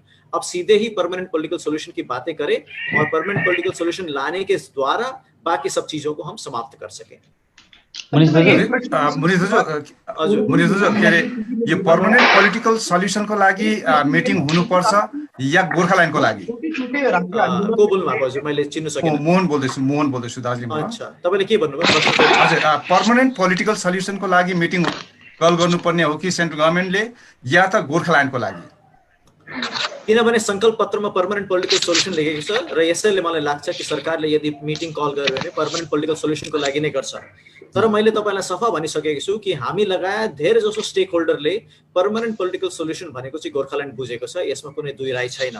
र यसैले अब हामी चाहन्छौँ, हामीले त आफ्नो मत भनिसकेको छौँ, मैले भनिसकेँ दुईटा अल पार्टी मिटिङमा यो रेजोल्युसन पास भइसकेको छ कि पर्मानेन्ट पोलिटिकल सोल्युसनको अर्थ हामी बुझ्छौँ गोर्खाल्यान्ड। हामीले आफ्नो मन बोलिसकेको छौँ, अब सरकारको पालो, सरकारले आफ्नो मन व्यक्त गर्नु पर्यो, सरकारले भन्नु पर्यो पर्मानेन्ट पोलिटिकल सोल्युसन भन्नाले के बुझिन्छ र पर्मानेन्ट पोलिटिकल सोल्युसनको जो संकल्प पत्रमा विवरण छ त्यसैको आधारमा एउटा वार्ता चाँडोभन्दा चाँडो सरकारले डाक्नु परेको छ। जेएनएलएफले कन्टिन्यू भनिरहेको छ कि नट लेस देन 6 शेड्युल, जेएनएलएफले कन्टिन्यू भनिरहेको छ नट लेस देन 6 शेड्युल है। यदि 6 शेड्युल भयो भने तपाईहरु एक्सेप्ट गर्नुहुन्छ? हैन, त्यो जेएनएलएफले भनेको छ नट लेस देन 6 शेड्युल, तर अल पार्टी मिटिङमा जब रेजोल्युसन भएको छ जेएनएलएफ पनि यसमा पार्टी छ। वास्तवमा 2 अक्टोबरमा जो मिटिङ भएको थियो जेएनएलएफले नै डाकेको थियो, जसमा मैले मोडरेट गरेको थिएँ। त्यस रेजोल्युसनमा पनि जेएनएलएफ पनि यसमा पार्टी भएर क्लियरली भनेको छ कि पर्मानेन्ट पोलिटिकल सोल्युसन भनेको चाहिँ हामी गोर्खाल्यान्ड बुझ्छौँ भनेको छ। र याद गर्नुहोस् जेएनएलएफले पनि 6 शेड्युल भनेको छैन, 6 शेड्युल भन्दा माथि हुनुपर्छ भनेको छ र स्टेटहुड निश्चय नै 6 शेड्युल भन्दा माथि हो। र यसमा कन्ट्राडिक्सन देख्दैन। यदि युटी हुन्छ भने युटीको चर्चामा हामी जानु चाहदैनौँ, किनभने हामीले सफासँग भनेको छौँ कि हाम्रो लागि एउटै मात्रै बुझाइ छ पर्मानेन्ट पोलिटिकल सोल्युसन, त्यो चाहिँ हो स्टेटहुड। र यसले गर्दा हामी यसबाट आफ्नो ध्यानलाई भङ्ग गर्न चाहदैनौँ, आफ्नो ध्यानलाई स्टेटहुडमै हामी लगाउन चाहन्छौँ। अच्छा मनिष दाजु, म मनोज बोलेको। हजुर मनोज भाइ। अच्छा, यो के अरे मुद्दाकै लागि स्टेयरिङ कमिटी बनाउने भनेर राजु विष्टले प्रयास गरेकै हो अस्ति पनि होइन। त्यसमा उनीहरूकै गठबन्धन दलहरूको बिचमा जुन मतभेद आयो त्यसले गर्दा स्टेयरिङ कमिटी बनाउन सकेन। यो स्टेयरिङ कमिटीमा चाहिँ खालि राजनीतिक दलहरू मात्रै नभएर सबै स्टेक होल्डर हुनुपर्ने, तपाईँले त त्यही कुरा गरिरहनु भएको छ कि स्टेक होल्डर सबैको सहभागिता हुनुपर्छ भन्ने बारेमा। यसको बारेमा हो भने त अब इमिडिएटली सबै स्टेक होल्डर मिलेर, राजनीतिक दलहरू मिलेर राजु विष्टसँग एउटा बैठक गरेर स्टेयरिङ कमिटी बनाइहाल्नु पर्ने होइन र यो पहल गर्नुपर्ने होइन र यतिखेर जहाँसम्म मैले सबै स्टेक होल्डर कुरा गर्दै आएको छु, मैले बारम्बार भन्दैछु, मैले मात्रै होइन तर राजु विष्टजीले पनि भन्नुहुँदैछ कि सबै स्टेक होल्डरलाई इन्भल्भ गर्नुपर्छ भनेर, र त्यसमा हामी पनि उहाँसँग सहमत छौँ। स्टेक होल्डरको प्रतिनिधित्व हुनुपर्छ सबैको। तर प्रतिनिधित्व भन्नाले म बुझ्दिनँ कि यो डेलिगेसन प्रतिनिधित्व हुन्छ भन्ने मात्रै त्यति मात्रै सीमित राखेको होइन। तर प्रतिनिधित्व भन्नाले प्रत्येक स्टेक होल्डरको के विचार छ, उनीहरूको के अडान छ, ती सबै अडान र विचारले त्यो आखिरी डिसिसन मेकिङमा ठाउँ पाउनुपर्छ। निर्णय लिने समयमा, निर्णय लिने क्षणमा, वास्तवमा निर्णयमा नै त्यो सबै स्टेक होल्डरको विचारले ठाउँ पाउनुपर्छ। त्यसमा स्टेक होल्डर सबैजना डेलिगेसनमा जान्छ जाँदैन त्यो अर्कै कुरो हो, पोलिटिकल एरेन्जमेन्ट हो, यो राजु विष्टजीको प्रेरोगेटिभ हो, उनले गर्नुपर्ने उनको जिम्मेदारी हो, उनले कसरी निभाउनुहुन्छ त्यो उनीमाथि नै छ। तर जहाँसम्म प्रत्येक स्टेक होल्डरको विचार छ, जहाँसम्म प्रत्येक स्टेक होल्डरको मत छ, त्यो सबै मतको चाहिँ प्रतिनिधित्व कुनै न कुनै प्रकारले हुनु नै पर्छ। स्टेक होल्डर एउटै छँदैछ सबैले होइन, त्यही स्थायी राजनीतिक समाधान नै अथवा त्यसलाई गोर्खाल्यान्ड भनेर जे बुझ्छ त्यसमै गर्नुपर्छ भन्ने त छँदैछ। तर अहिले चाहिँ अब सबै एकत्रित भएर एउटा बैठक गरेर निर्णय गरिहाल्नुपर्ने स्थिति हो कि भन्ने नि यो अहिलेको समयले त्यस्तो खालको आह्वान गरिरहेको छ कि जस्तो लाग्छ। तर मलाई लाग्छ भनि मात्रै रहेको छ कि आह्वान मात्रै गरिरहेछ, तर एक भएर अहिले नै बैठक गरेर के समस्या केलाउने काम चाहिँ भएकै छैन कि भन्ने। म तपाईसँग यस कुरोमा सहमत छु। मलाई लाग्छ यो राजनैतिक जति पनि पार्टीहरू छन् जो गठबन्धनमा छन्, यस गठबन्धनमा छन्, उनीहरूको यो एउटा फेलियर रहेको छ कि उहाँहरूले अहिलेसम्म एउटा अल पार्टी मिट गरेर आफ्नो पर्मानेन्ट पोलिटिकल सोल्युसनलाई क्लियरली डिफाइन गर्न सकेको छैन। यो समय धेरै बितिसकेको छ र उहाँले नै आफ्नो पर्मानेन्ट पोलिटिकल सोल्युसन विषयमा जो उनीहरूको मत छ त्यो मतलाई स्मुदन आउट गर्ने, डिफरेन्सेसहरूलाई हटाउने र एउटा निष्कर्ष पुग्ने समय धेरै बितिसकेको छ। र म फेरि पनि पोलिटिकल पार्टी सबैलाई जो यसमा गठबन्धनमा थिए, जसले राजु विष्टजीलाई जिताए, उनीहरूलाई आह्वान गर्छु कि तपाईँले एउटा अल पार्टी मिट गर्नुहोस्, एउटा कमसेकम पोलिटिकल पार्टीहरू एक आवाजमा बोल्नु, कमसेकम पोलिटिकल पार्टीहरू एक मतमा बोल्नु। यो धेरै समय बितिसकेको छ र यो म उहाँलाई पनि आह्वान गर्न चाहन्छु। म प्रकाश कोइराला बोल्दैछु गुवाहाटीदेखि एजी वेब टिभी। हजुर प्रकाशजी। एक्चुअली जब गोर्खाल्यान्डको मुद्दाको लागि आन्दोलन चल्छ तब सारा भारतका गोर्खाहरूलाई युनाइटेड रूपमा आन्दोलनमा सहभागिता बनेको हुन्छ। विशेष गरेर नर्थ इस्टका गोर्खाहरूको प्रतिनिधि तपाईँहरूको कुनै पनि स्टियरिङ कमिटीमा प्रतिनिधित्व देखिँदैन। जस्तै एनजिसीमा पनि असम होस् वा नर्थ इस्टको कुनै प्रतिनिधित्व देखिँदैन। त्यसको कारणहरू चाहिँ के हो? नर्थ इस्टलाई कता कता तपाईँको कुनै वार्तामा जाँदा नर्थ इस्टका प्रतिनिधिलाई छोड्ने जुन गरिन्छ त्यसका कारणहरू चाहिँ अलिकति हाम्रो नर्थ इस्टको जनता विशेष गरेर जान्न चाहन्छन्। म तपाईँको यो कुरासँग आधा सहमत छु, आधा असहमत छु। आधा असहमत चाहिँ यस कारण छु किनभने तपाईँले जो एनजिसीको कुरा गर्नुभयो यसमा नर्थ इस्टको कोही प्रतिनिधित्व छैन भन्ने त्यो ठिक कुरो होइन। एनजिसीमा मिजोरमबाट छ, आसामबाट छन् अनि मेघालयबाट छन्, प्रतिनिधिहरू छन् र वास्तवमा एनजिसीको प्रतिनिधित्व को रूप जो छ रूपरेखा सर्वभारतीय रूपरेखामै छ। पुरा भारत त इन्क्लुड नगरेको होला तर हामीले जति सक्दो सर्वभारतीय स्तरमै हामीले एनजिसीको सदस्यहरूलाई हामीले जोडेका छौँ। जहाँसम्म तपाईँले भन्नुभयो कि जब जब आन्दोलन हुन्छ तब तब नर्थ इस्टलाई जोडिन्छ, त्यहाँ नर्थ इस्टको ऊर्जालाई प्रयोग गरिन्छ, तर जब निर्णयको समय आउँछ त्यति बेला पूर्वोत्तरको कुनै विचारलाई स्थान पाउँदैन। त्यसमा म केही हदसम्म सहमत छु र म यो कुरोलाई मान्छु पनि। तर जहाँसम्म हामी भारतीय गोर्खा परिसङ्घको प्रयास रहेको छ, तपाईँले जान्नुहुन्छ भारतीय गोर्खा परिसङ्घ सर्वभारतीय सङ्गठन हुनु कारणले हाम्रो म्यान्डेट पनि हामीले केवल प्रस्तावित गोर्खाल्यान्ड क्षेत्रबाट मात्रै लिएको छैनौँ तर सर्वभारतबाट हामीले लिएको छौँ। यहाँलाई यो पनि थाहा होला कि भारतीय गोर्खा परिसङ्घ नै पहिलो सङ्गठन थियो जसले गोर्खाल्यान्डलाई केवल एउटा स्थानीय मुद्दाको रूपमा चिनेन तर यसलाई राष्ट्रिय गोर्खाको चिनारीको रूपमा चर्चा गर्ने, चर्चामा ल्याउने भारतीय गोर्खा परिसङ्घ नै हो। र आज म फेरि पनि दोहोऱ्याउन चाहन्छु भारतीय गोर्खा परिसङ्घको बुझाइ यही छ कि गोर्खाल्यान्डको मुद्दा चाहिँ सर्वभारतीय स्तरमा गोर्खाहरूको चिनारीको एउटा प्रश्न हो, गोर्खाहरूको राजनैतिक हकको एउटा प्रश्न हो र यसैले जो म सुरुदेखि भन्दैछु सम्पूर्ण स्टेक होल्डरले यसमा ठाउँ पाउनुपर्छ र ठाउँ पाउनुपर्छको अर्थ मैले खास केवल फिजिकल डेलिगेसनमा मात्रै भनेको होइन तर सम्पूर्ण गोर्खाहरूको विचारले, मतले निर्णयमा ठाउँ पाउनुपर्छ भन्ने यो कुरोलाई फेरि पनि म दोहोऱ्याउँदछु तपाईँको सहमतिमा।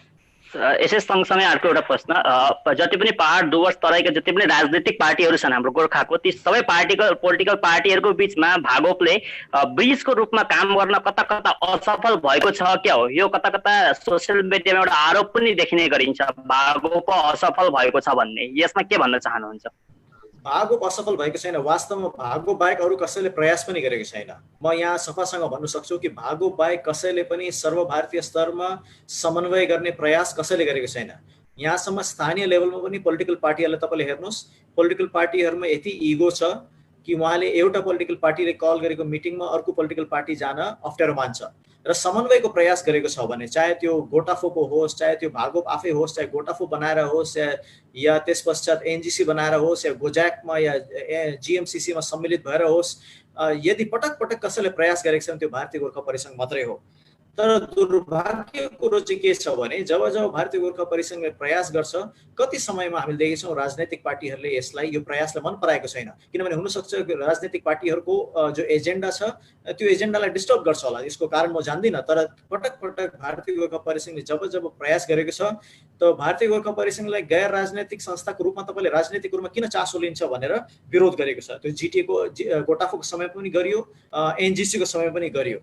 तर अचम्मको कुरो चाहिँ के छ भने जब जब राजनैतिक पार्टीहरू सङ्कटमा पर्छ तब तब उनीहरू भारतीय गोर्खा परिसङ्घ तर्फ फर्केर भन्छ भारतीय गोर्खा परिसङ्घले किन प्रयास गर्दैन भनेर, लान्छना पनि लगाउँछ तपाईँले प्रयास गर्नु भएन भनेर। खैर त्यो लान्छनाहरूको हामीलाई पर्वाह छैन किनभने हामी काम गर्छौँ आफ्नो प्रतिबद्धताको कारणले। हामी कुनै ख्यातिको लागि र या लान्छनाको डरले हामी काम गर्दैनौँ। हामी काम गर्छौँ किनभने हामी प्रतिबद्ध छौँ। हामी काम गर्छौँ किनभने जब कसैले बोलेको थिएन त्यस बेला पनि हामीले बोलेको थियौँ र यसै कारणले हामी यो सबैको पर्वाह नगरी हाम्रो काममा हामी अगाडि बढी नै रहनेछौँ।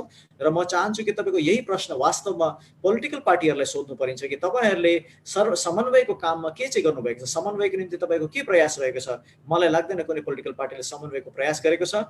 तर अहिले समय आएको छ समन्वयको प्रयास गर्ने, समय धेरै बितेर गएको छ। सबैजना संयुक्त भएर एक समन्वयमा काम गरेर एकबद्ध भएर काम गर्ने समय आएको छ। हेलो नमस्कार मनिषजी, म विनय बोल्दैछु दार्जिलिङबाट, दार्जिलिङ टेलिभिजनबाट। हजुर हजुर, म यो जिटिएकै कुरामा आउँछु है। सबै अहिले पहाडको राजनैतिक अराजनैतिक पार्टीहरू सबै नै जिटिए बाधा हो भन्ने कुरापट्टि गइराख्नु भएको छ है, त्यो दिशापट्टि। र 86 देखि आएर जिजिएचसीमा थामियो, त्यहाँबाट फेरि 2007 देखि फेरि 11 मा आएर जिटिएमा थामियो है। तर जुन अहिले पर्मानेन्ट पोलिटिकल सल्युसनको कुरा चलिरहेको छ है, यदि केन्द्र सरकारले इच्छा शक्ति देखायो भने त त्यो अटोमेटिकली जिटिए भन्ने जुन चाहिँ बाधा भन्नुहुँदैछ त्यो अटोमेटिकली डिजर्भ हुने भइहाल्छ। तर जबसम्म कुनै पनि सल्युसन आउँदैन, केन्द्र सरकारको इच्छा शक्ति जबसम्म रहँदैन भने त्यति बेलासम्म एउटा कुनै पहाडलाई डेभलप गर्ने एउटा कुनै एजेन्सी त चाहिने, त्यत्तिकै आन्दोलनरत नै बसिरहनु यो पहाड, के भन्न चाहनुहुन्छ यसमा? ठिकै छ, त्यसको लागि यसैले मैले भने कि त्यो जो लेटर आएको थियो जिटिए को रिभ्यूको, त्यो एउटा रुटिन लेटर हो। त्यो रुटिन लेटरमा हाम्रो कुनै आपत्ति छैन। हाम्रो आपत्ति चाहिँ तब हुन्छ जब हामी पर्मानेन्ट पोलिटिकल सोल्युसनमा समर्पित छौँ भन्ने जब समूहहरू, जब ग्रुप या कुनै पार्टी या कुनै सङ्गठन त्यो जिटिएमा जब फेरि गएर इन्ट्रेस्टेड हुन्छ, त्यसमा हामीलाई आपत्ति लाग्छ र त्यसमा हामीलाई लाग्छ कि त्यो चाहिँ धोका भयो भनेर। तर जहाँसम्म तपाईँले भन्नुभयो जो प्रशासनहरू चल्नु परेको छ, त्यो प्रशासन केवल जिटिए मात्रै छैन, त्यहाँ विभिन्न प्रशासनहरू दार्जिलिङमा कार्यरत छन्। ती सबै प्रशासनको प्रणालीहरू चलि नै रहन्छ, चल्दै पनि छ र सरकारले चलाउँछ। सरकारले चाहे त्यो बोर्ड अफ एडमिनिस्ट्रेटर्स बनाएर चलाओस् या त्यो कुनै आइएएस अफिसरले लगाएर चलाओस्, त्यसमा हामीलाई कुनै आपत्ति छैन। तर हाम्रो भनाइ चाहिँ यही हो कि यो चाहिँ जनआकांक्षा होइन, जनआकांक्षा चाहिँ गोर्खाल्यान्ड हो। र अहिले यो जो पर्मानेन्ट पोलिटिकल सोल्युसन तपाईँले जो सङ्कल्प पत्रमा हालेर भोट जित्नु भएको छ, यस सरकारसँग हाम्रो यही आग्रह छ कि तपाईँले यस प्रक्रियालाई यथाशीघ्र सुरु गर्नुहोस्, पर्मानेन्ट पोलिटिकल सोल्युसनलाई चाँडोभन्दा चाँडो पहाडमा भित्राउनुहोस् भन्ने, पहाड तराई अनि डुवर्समा भित्राउनुहोस् भन्ने हाम्रो उहाँलाई आग्रह छ र उहाँलाई हामी यही आह्वान गर्दछौँ। मनिषजी, तपाईँले मनिषजी अर्को एउटा प्रश्न गर्नुहुँदैछौ हेलो कि देश यो जुन चाहिँ तपाईँको मिटिङ जुन चाहिँ 7 तारिक बोलाएको थियो, विच अहिले पोस्टपोन भएछ, त्यो मिटिङ चाहिँ रुटिन भनेर भन्नु हुँदैछ। सो तपाईँ यति साह्रो लाइक सिम्पल रुटिन भन्नुभएको, किनभने जुन चाहिँ एउटा उयो छ, एउटा तपाईँले हेर्नुभयो भने दि अनफोल्डिङ इभेन्ट्सहरू जुन चाहिँ भयो र यो रुटिन भएको भए त एभ्री इयर हुन्थ्यो, एभ्री 2 इयर्समा हुन्थ्यो होला। यो अनफोल्डिङ इभेन्ट्स हेर्दाखेरि त यो त रुटिन जस्तो त लागेन। तपाईँले किन यति सिम्पली भन्नुहुँदैछ जस्ट रुटिन भनेर? I was just trying to defend the government कि ठिकै छ भन्ने होइन। म त्यो डिफेन्ड गरेको होइन। म यसमा यो श्रृङ्खलाले लिएर अलिकति विस्तारमा तपाईँलाई एक्सप्लेन गर्छु। तपाईँलाई थाहा छ कि यसको श्रृङ्खला 21 तारिक सुरु भयो। 21 तारिक 2 जना साथीहरू गएर होम मिनिस्टरलाई भेटे पश्चात उहाँले एउटा प्रेस रिलिज दिनुभयो, फोटो खिच्नु भयो अनि एउटा प्रेस रिलिज दिनुभयो। र प्रेस रिलिजमा उहाँले भन्नुभयो कि 15 दिनभित्रमा एउटा त्रिपक्षीय वार्ताको निम्ति चिठी आउँछ 15 दिनभित्रमा। अनि त्यो वार्तामा केवल एउटै मात्रै लोकल राजनैतिक पार्टी सम्बोधित हुन्छ। अनि उहाँले यो पनि भन्नुभयो कि यसको मुद्दा चाहिँ पर्मानेन्ट पोलिटिकल सोल्युसन अनि 11 जातिको जनजातिकरण, यो 2 विषयमा चर्चा हुन्छ भनेर उहाँले भन्नुभयो। अब त्यो 2 साथीहरूले भनेको जस्तै ठिक्क हुबहु त्यही पुरा भयो। 15 दिनभित्रमा चिठी आयो, केवल एउटा विशेष पार्टीलाई मात्रै सम्बोधित त्यो चिठी आयो। तर मुख्य कुरो चाहिँ के भयो भने त्यसमा एउटा मेजर डिफरेन्स रह्यो, त्यो चाहिँ एजेन्डाको डिफरेन्स रह्यो।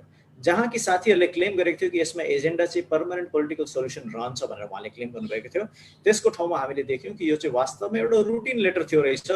यो रुटिन लेटर रहेछ जसलाई चाहिँ उहाँले एकदम हाइप गरेर, जसको चाहिँ एउटा आशा जगाएर उहाँले भन्नुभएको थियो कि यो त्रिपक्षीय वार्ता हुनेछ पर्मानेन्ट पोलिटिकल सोल्युसन लागि। So what I'm trying to say is these are 2 independent things. This was actually a routine letter that was on its way anyway. यो किनभने एउटा एग्रिमेन्ट भएपछि यसको रिभ्यू त गर्नै पर्छ। तर धोका चाहिँ यहाँ कहाँ भयो भने, धोका भन्नाले यहाँ चाहिँ अलिकति डिसअपोइन्टमेन्ट चाहिँ अलिकति होइन, तर डिसअपोइन्टमेन्ट चाहिँ यहाँ के भयो भने यस रुटिन लेटरलाई चाहिँ प्रोजेक्ट गरियो मानो यो चाहिँ प्रमिस गरिएको पर्मानेन्ट पोलिटिकल सोल्युसनको वार्ताको पत्र हो भनेर। र आज हामी चाहिँ यही भन्न चाहन्छौँ, we are not concern with that routine letter at all. That's a routine letter. What we mean to say is we want a letter that clearly invites the stakeholders for a discussion on permanent political solution, and this letter isn't that letter. This is not that letter. भनेपछि BJP ले ढाड्दैछ हैन, ढाडेको हैन। No. हामी we are just trying to dismiss this letter as a letter of no importance. This is a letter which is just a routine letter, and so we are not attaching any importance to it. यसलाई हामीले केवल dismiss गरेको मात्रै हो, यो कुनै खास चिठी होइन भनेको मात्रै हो, यो हामीले पर्खेको चिठी होइन भनेको मात्रै हो। मनिष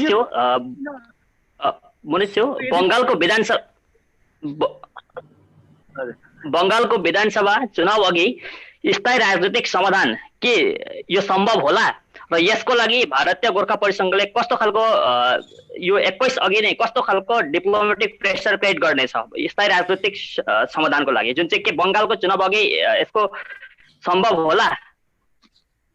21 को राजनीतिक चुनाव भन्दा पहिले हुन्छ या हुँदैन त्यो म भन्न सक्दिनँ, त्यो मेरो दायरा पनि होइन। त्यो पोलिटिकल पार्टी जसले प्रमिस गरेको छ, जुन पोलिटिकल पार्टीले यसमा भोट मागेको छ र भोट जितेर गएको छ, यो प्रश्न उहाँले सोध्नु परिन्छ, किनभने उहाँहरू 21 मा इन्ट्रेस्टेड पनि छ। हामी न 19 मा इन्ट्रेस्टेड थियौँ, न 21 मा इन्ट्रेस्टेड पार्टी छौँ। हामी केवल मुद्दामा इन्ट्रेस्टेड छौँ र हामीलाई त्योसँग त्यो पोलिटिकल इलेक्सनको टाइमलाइनसँग हाम्रो कुनै इन्ट्रेस्ट छैन। त्यसलाई हामी हेरेर आफ्नो मुद्दालाई फलो गर्दैनौँ, त्यसलाई हेरेर आफ्नो मुद्दालाई तीव्र गर्ने या त्यसलाई कमजोर गर्ने त्यो व्यवसायमा हामी छैनौँ।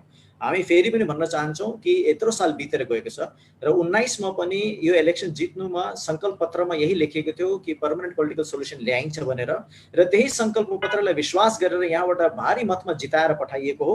यसकारण समय भएको छ अब चाँडोभन्दा चाँडो सरकारले आफ्नो इच्छा शक्ति प्रदर्शित गर्दै यो पर्मानेन्ट पोलिटिकल सोल्युसनलाई ल्याउने बाटोलाई प्रशस्त गरौँ। मुनिज्यू, तपाईँ कतिवटा डेलिगेट यु बिन इन्भल्भ यो इस्युमा, तपाईँ अलमोस्ट 20 इयर्स भयो इन्भल्भ भएको है। What is your feeling? सेन्टरले के सोच्छ? Are they serious of solving the problems of the Gorkhas? What is your thing? अब फ्युचरमा के हुन्छ भन्ने सोधेको होइन, अहिलेसम्मको एक्सपिरियन्स तपाईँलाई के छ? So we have dealt with two different governments. UPA सँग पनि हामीले वास्ता राखेर भेटेको छौँ अनि NDA सँग पनि वास्ता राखेर भेटेको छौँ। पहिलो कुरो त म फेरि पनि यो आजको प्रेस कन्फरेन्सको जो सुरुमा चर्चा भयो त्यहीमा फर्केर जान चाहन्छु। सरकारले इच्छा शक्ति भए काम गर्न सक्छ, सरकारले इच्छा शक्ति भए निश्चय नै यहाँ सोल्युसन ल्याउन सक्छ। र यदि यहाँ अहिलेसम्म सोल्युसन आएको छैन भने चाहिँ यसले क्लियरली एउटै कुरो दर्शाउँछ कि सरकारले अहिलेसम्म आफ्नो इच्छा शक्तिलाई प्रदर्शित गरेको छैन, इच्छा शक्ति अहिलेसम्म जाहेर गरेको छैन। तरै पनि we still want to believe that the government, this particular government, यति बेला सरकारले देखाएको छ कि यसको इच्छा शक्तिलाई कुन प्रकारले कुनै पनि हदमा गएर पूरा गर्न सक्ने आफ्नो एजेन्डालाई यो सरकारले देखाएको छ। र यो सरकारलाई फेरि पनि आह्वान गर्न चाहन्छु, तपाईँले त्यही प्रकारको इच्छा शक्ति प्रदर्शित गरेर यो लङ पेन्डिङ जो पर्मानेन्ट पोलिटिकल सोल्युसनको डिमान्ड छ यसलाई तपाईँले झट्टैभन्दा झट्टै पूरा गरिदिनुहोस्। तपाईँहरूको एसोसिएसनले आफ्नै तरिकाले चाहिँ यो डिमान्डलाई अघि बढाउन लागि चाहिँ what have you thought of, apart from meeting people and giving delegations and submitting memorandums, त्यो बाहेक तपाईले ठेस के सोच्नु भएको छ? What is your vision document? See, number one, हामी विश्वास गर्छौं कि यसमा गोर्खाल्यान्डको सोल्युसनको लागि all stakeholders will have to come together.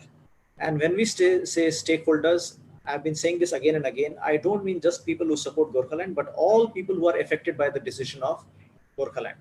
र यो stakeholders might be people who are in favor of Gorkhaland, might be people who are not in favor of Gorkhaland, but you cannot avoid them.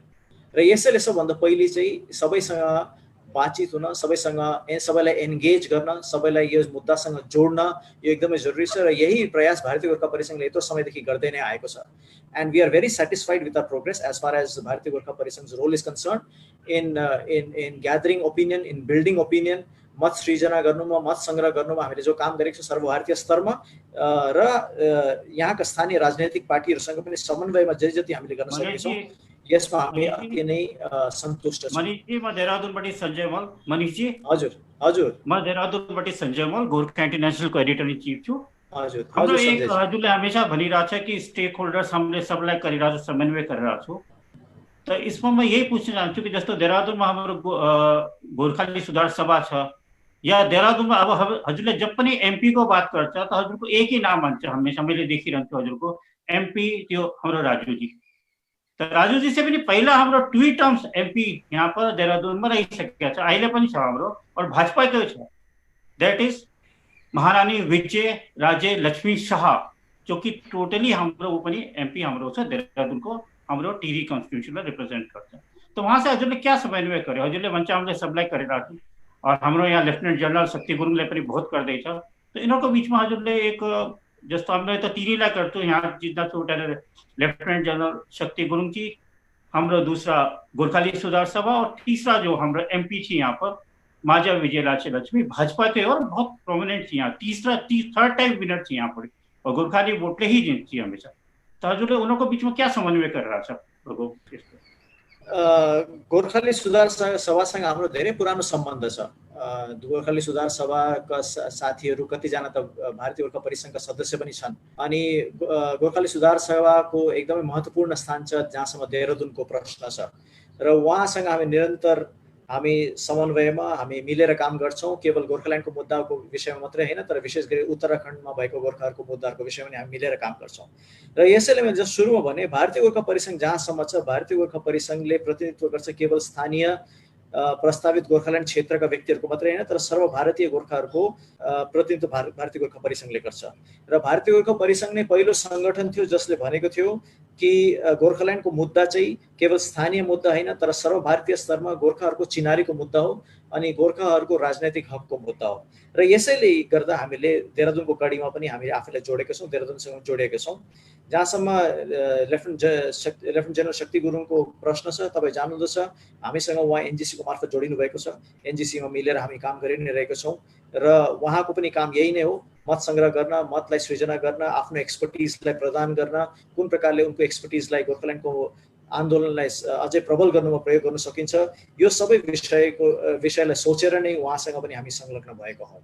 र हामी फेरि पनि चाहन्छौँ, जस्तो तपाईँले भन्नुभयो राजु विष्टजी एमपी हुनुहुन्छ यहाँको, तर उहाँलाई सर्वभारतीय स्तरमा नै एउटा भारतीय गोर्खाहरूको एमपीको रूपमा पनि हेरिरहेको अनुभव हामीले गरिरहेका छौँ। र यसै कारण उनको दायित्व अझै बढेर गएको छ र यो दायित्वको उहाँ आफैले पनि यो कुरालाई मान्नुभएको छ कि म चाहिँ सबैको प्रतिनिधित्व गर्दै सबै स्टेक होल्डरलाई इन्भल्भ गर्दै यो पर्मानेन्ट पोलिटिकल सोल्युसनको कुरालाई म फतह गर्नेछु भनेर उहाँ आफैले पनि भन्नुभएको छ। र यसैले हामी फेरि पनि उहाँलाई आह्वान गरेका छौँ कि तपाईँले सबैलाई लिएर, सबै स्टेक होल्डरलाई लिएर, सबैको स्टेक होल्डरको ओपिनियनलाई रिप्रेजेन्ट गरेर एउटा पर्मानेन्ट पोलिटिकल सोल्युसनको निम्ति वार्ताको बाटो तपाईँले खोलिदिनुहोस् भनेर हामीले उहाँलाई पनि आग्रह गरेका छौँ।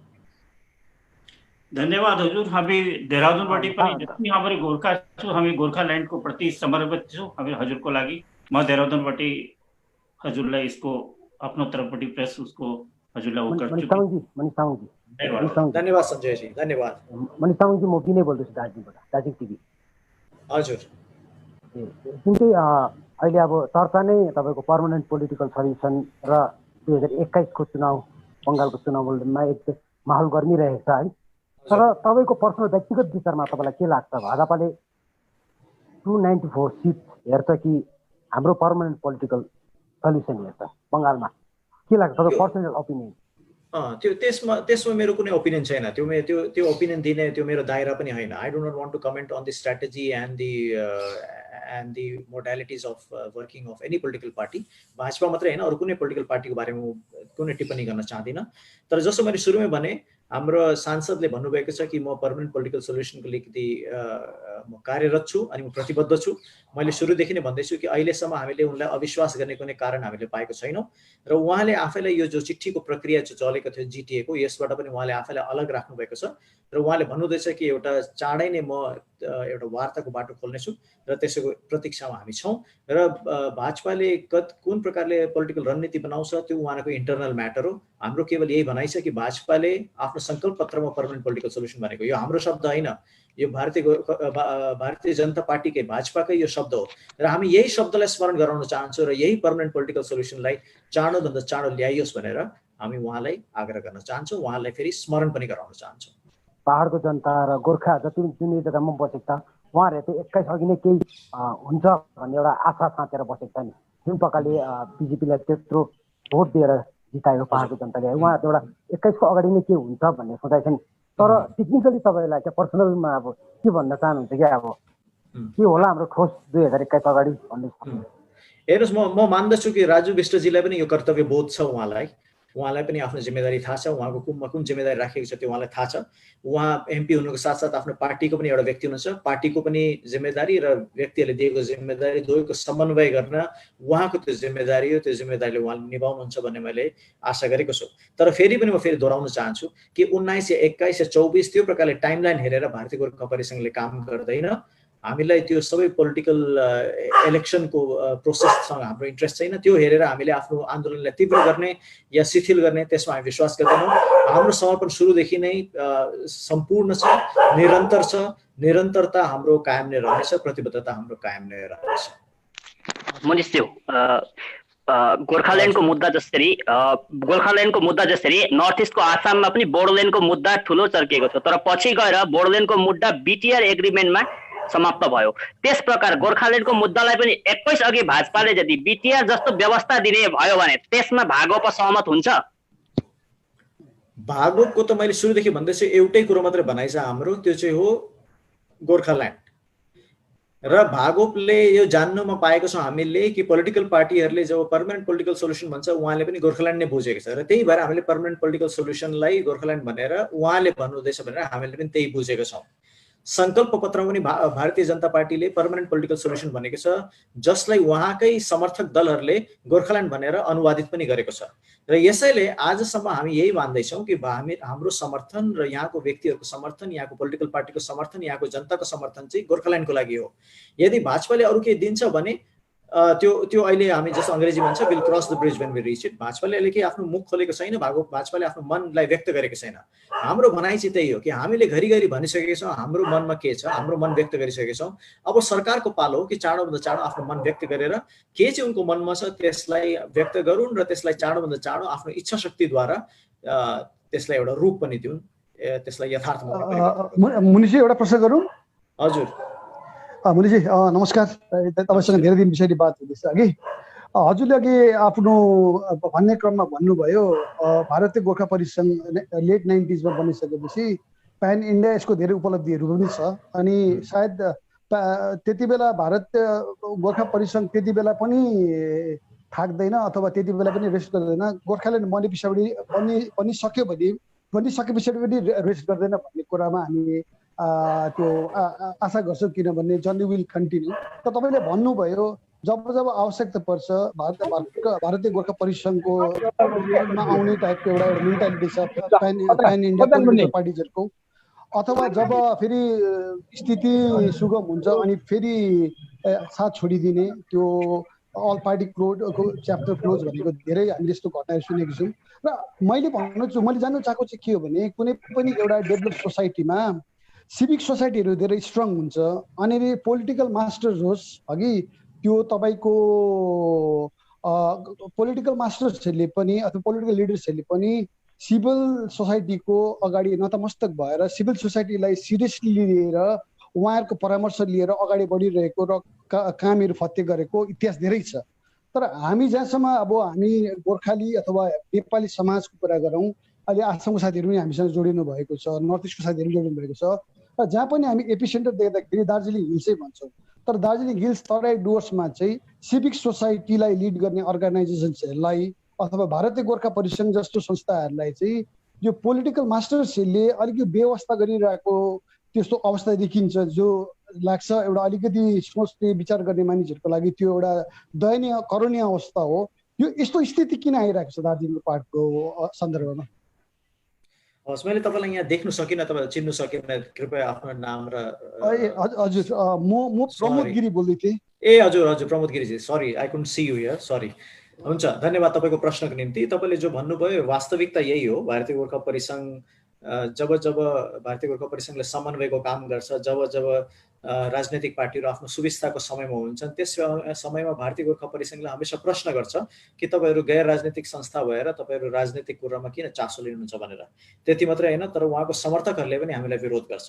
तर जब अप्ठ्यारो समय आउँछ तब चाहिँ भारतीय गोर्खा परिसङ्घ जस्तो सामाजिक सङ्गठनले किन अहिलेसम्म केही नगरेको भन्ने प्रश्न पनि उहाँहरूले नै सोध्छ। तर मैले सुरुमै भनेको जस्तो हामी यस सबैसँग हामी केही परवाह छैन, हामी चिन्तित छैनौँ। हामी न यहाँ प्रशंसाको लागि छौँ, न कसैको निन्दाले गर्दा हामी डिस्करेज हुन्छौँ। हामी आफ्नो समर्पणको कारणले यहाँ छौँ। हामीले पाउनुपर्ने केही पनि छैन, न हामी सत्ताको पछि छौँ, न हामीले भोट मागेको छौँ, न कसैलाई हामीले भोटको आश्वासनमा भोट पाउनुको लागि कुनै आश्वासन दिएको छौँ।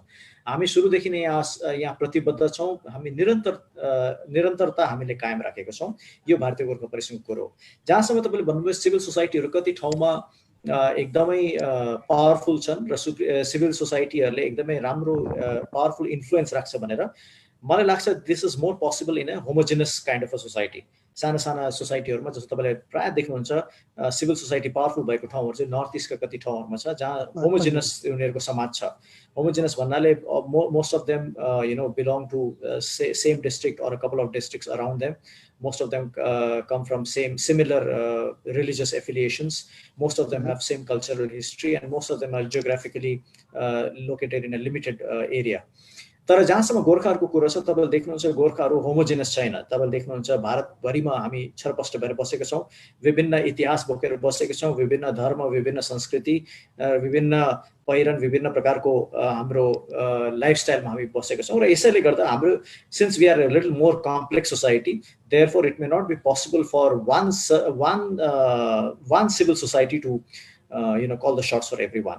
I think that is to the praise of our society कि हामी अझै we are a more complex society in that sense, and that is why such kind of a simple imposition of a civil society on all hegemonic civil society may not work for us. अर्को एउटा अझै तपाईको permission लिएर अझै एउटा प्रश्न गर्न चाहन्छु। र 7 तारिखको मिटिङ त पोस्टपोन भइहाल्यो अघि, त्यसले धेरै इन्डिकेसनहरु दिन्छ अघि। हजुर। र अर्को कुरा अब भन्ने हो भने अब त्यो मिटिङमा अस्तिको जुन त्यो ट्राइपार्टाइट मिटिङको लागि जुन चिठी आएको थियो त्यसमा गोजामुमु लेखेको छ। त्यो गोजामुमु वहाँ ABCD के पनि लेखेको छैन। त्योबाट के बुझिँदैन? त्यो यत्रो वर्ष 104 दिनसम्म यो यहाँ बन्द हामीले झेल्नु पर्यो, 13-14-15 जना शहीद भए कि, अनि धेरै इनोसेन्ट मान्छेहरूले घर छोडेर जानु पर्यो हैन। अनि त्यसपछि फेरि अर्को एउटा व्यवस्था थोपियो माथि, पाहाडले रिजेक्ट गरेको व्यवस्था थोपियो। र आजको दिनमा जुन जस्तै अब अस्ति एउटा तपाईँ 5-5.5 वर्ष पछाडि एउटा चिठी आउनु, फेरि भित्र के खिचडी पाक्दैछ, फेरि त्यो एउटा चिठीमा परिवर्तन आएर त्यो मिटिङलाई पोस्टपोन गर्नु, योबाट सायद तपाईँलाई लाग्दैन सेन्ट्रलिज जुन हामी घरमा पनि दाजुभाइहरू नै आफै विभक्त भयो भने बाहिरको मान्छेहरूले है हामीलाई हित छ भन्ने जुन हाम्रो एउटा त्यो सायद त्यो अकाट्य सत्य होला त्यो। अनि अब अस्ति यत्रो 5:30 बजे पछाडि एउटा मिटिङ कल हुनु, फेरि भित्र केही खिचडी पाके, फेरि मिटिङ पोस्टपोन हुनु, मिड डे फेरि कहिले हुन्छ, कुन एजेन्डाका लागि हुन्छ, नो वान नोज, ट्रान्सपेरेन्सी कहीँ छैन अघि। तपाईँको कन्सर्न यो पोलिटिकल पार्टिजहरूलाई सोद्धाखेरि सबैले नै आफ्नो विजय उत्सव मनाइरहेको जस्तो देखिन्छ। अनि यस्तो स्थितिमा जिटिए जसले चलाइरहेको छन् उहाँहरू फेरि त्यो जिटिएको रिभ्यू मिटिङमा जान्न भनेर एउटा यो डिकोटोमी पनि हामी देख्छौँ। र अब मैले तपाईँहरूले अब प्यान इन्डिया तपाईँहरूले दार्जिलिङको गोर्खालाई मात्र नभएर सम्पूर्ण भारतवर्षभरि फैलिएको गोर्खाहरूलाई तपाईँले रिप्रेजेन्ट गरेको कारणले गर्दाखेरि मैले अलिकति साहसी प्रश्न गर्नै पर्छ होला। र दार्जिलिङको राजनीतिमा अथवा गोर्खाल्यान्डको यत्रो 107 वर्ष भन्दा 112-13 वर्षको गोर्खाल्यान्डको इतिहासमा, गोर्खाल्यान्ड आन्दोलित भएको इतिहासमा र आजको दिनमा पनि गोर्खाल्यान्ड नहुनु, आर्टिकल 370 स्क्रैप हुन्छ without the consent of the consent state government. Telangana बनाउँदा पनि त्यस्तो कन्सेन्ट लिँदैन अघि, बिहार टुक्रिँदा पनि त्यस्तो कन्सेन्ट लिँदैन। र आज दार्जिलिङको अथवा गोर्खाहरूको मात्रै जब सम्बन्धमा केही कुरा गरिन्छ त्यति बेला the centre pushes the ball to the state's court and the state pushes the ball to the centre's court. र यो किन भइरहेको छ? अनि अब सिधै कुरा गर्ने हो भने एउटा राजनीतिमा एउटा हिरो अनि भिलेन हुन्छ। र गोर्खा जनमुक्ति यो भारतीय गोर्खा परिसङ्घको लागि चाहिँ एउटा कोही भिलेन छ भने त्यो गोर्खाल्यान्ड प्राप्तिको लागि त्यो भिलेन हो, त्यो एबिसी जोसुकै पनि होस्। र तपाईँहरूलाई को लाग्छ आजको आन्दोलनमा अथवा गोर्खाल्यान्ड नहुनु अथवा गोर्खाल्यान्ड हुनु अगाडि कुनै एउटा खुट्किलो उट्किनु पनि हामी सकेको छैनौँ भने, भारतीय गोर्खाहरू उट्किनु सकेको छैन भने आजको दिनमा पोलिटिकल भिलेन्सहरू को हो? पोलिटिकल विलेन त यहाँ इङ्कित गर्न सक्ने मेरो क्षमता छैन।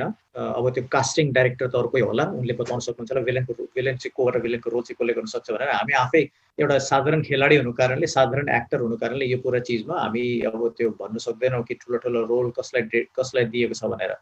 तर जहाँसम्म कुरा फर्केर त्यही आउँछ, अहिलेसम्म नहुनुको एउटै कारण छ, त्यो चाहिँ हो सरकारको इच्छा शक्तिको कमी। जब सरकारको इच्छा शक्ति हुँदैन, जब सरकारको राजनैतिक इच्छा शक्ति हुँदैन, पोलिटिकल विल हुँदैन, तब त सरकारले यसरी बललाई घरि एक कोर्टमा घरि अर्को कोर्टमा हालि नै बस्छ।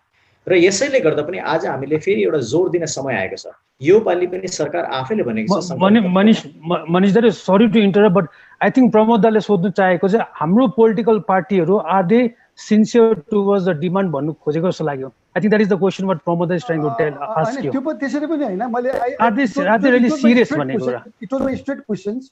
who are the hurdles for Gorkhaland movement पनि So are the political parties serious or not, or sincere or not with the Gorkhaland demand भने तपाईको अनुभवमा अनि 15 years of this सप्लिमेन्ट गरेर गर्न चाहन्छु हजुरले भन्नुभयो अघि इच्छा शक्ति नहुनु तर XYZ कम्युनिटीहरुको विषय लिँदाखेरि चाहिँ इच्छा शक्ति देखाउँछ स्टेटले पनि सेन्ट्रलले नि जब गोर्खाको कुरा आउँछ इच्छा शक्ति नभएको भन्ने हामी गुनासो पोख्छौं इच्छा शक्ति नहुनुमा हाम्रै कमी कमजोरीहरु त छैन हेर्नुस् हामी यसमा डेफिनेटली हामी पनि एटलिस्ट 1/3 अफ द प्लेयर त हौ यदि हामीले स्टेट सेन्टर र आफैलाई एउटा थर्ड पार्टी राख्छौं भने वी आर डेफिनेटली 1/3 सो यदि यो टार्गेट हामीले अचिभ गर्न सकेको छैन भने 1/3 of the blame should also be apportion to ourselves हुन सक्छ हाम्रो स्ट्र्याटेजाइजेसनमा कमी भएको होला हुन सक्छ हाम्रो डेडिकेसनमा कमी भएको होला हुन सक्छ हामी वेभर गर्छौं होला हुन सक्छ कतिपल्ट हामी आफै थकित हुन्छौं होला हुन सक्छ कतिपल्ट हामी गलिबल पनि हुन्छ होला र धेरैपल्ट गलिबिलिटीको पनि प्रश्न आएको छ आफैले सरकारलाई आफैले ठगिनुको निम्ति दिनु आफैलाई प्रयोग हुन दिनु यो पनि हाम्रो एउटा प्रश्न रहेको छ तर फेरि घुमी-फिरी कुरा त्यही आउँछ इच्छा शक्तिमै कुरा आउँछ सरकारको इच्छा शक्ति छ भने गर्न सक्छ भन्ने कुरोमा यसमा कसैको दुई राय छैन र खास गरी यो प्रेजेन्ट सरकारले देखाएको छ through it's action in Jammu Kashmir कि यो सरकारले केही कुरो ठान्यो भने चाहिँ आफ्नो पूरा इच्छा शक्ति प्रयोग गरेर अनेक अपोजिसनको बावजुद पनि त्यो कुरोलाई स्थानीयको कुरोलाई पूरा गर्न सक्छ भन्ने हामीले देखेको छौं Now, without going into whether we support that or not, whether we support the action or not, हामी चाहिँ केवल उनको इच्छा शक्तिलाई मात्रै संकेत गर्न चाहन्छौं र यस्तो इच्छा शक्ति भएको सरकारले यहाँ पर्मानेन्ट पोलिटिकल सोल्युसन पनि उहाँकै भनेको कुरो हामीले भनेको कुरो हैन यो उहाँको संकल्प पत्रमा लेखेको कुरो र उहाँकै संकल्प पत्र हामी उहाँलाई स्मरण गराउन चाहन्छौं र आज राजु विष्टजीलाई पनि हामी फेरि स्मरण मात्रै हैन तर दबाउ पनि हामी दिन चाहन्छौं कि तपाई पनि यहाँको प्रतिनिधि हुनुहुन्छ र तपाईले यो बाटो प्रशस्त गर्नुपर्छ किनभने तपाईको पार्टी हो र तपाईको यहाँको कन्स्टिट्युएन्सीका व्यक्तिहरु पनि हुन् यो दुईको बीचमा समन्वयको काम तपाईले गर्नुपर्छ तपाईको पार्टीले जो भनेको छ र जुन नाममा तपाईले भोट पाउनु भएको छ ती व्यक्तिहरुको समन्वय गर्दै तपाईले यो पार्टी र मान्छेको आकांक्षा र पार्टीको प्रतिज्ञालाई लिएर पर्मानेन्ट पोलिटिकल सोल्युसनको बाटो तपाईले चाँडै खोल्नुपर्छ वार्ताहरु मार्फत खोल्नुपर्छ भन्ने हाम्रो आज फेरि पनि प्रेस कन्फरेन्सको उद्देश्य नै त्यही हो तर जहाँसम्म अरु पोलिटिकल पार्टीको सिन्सियरिटी कस्तो छ छैन I don't think it will be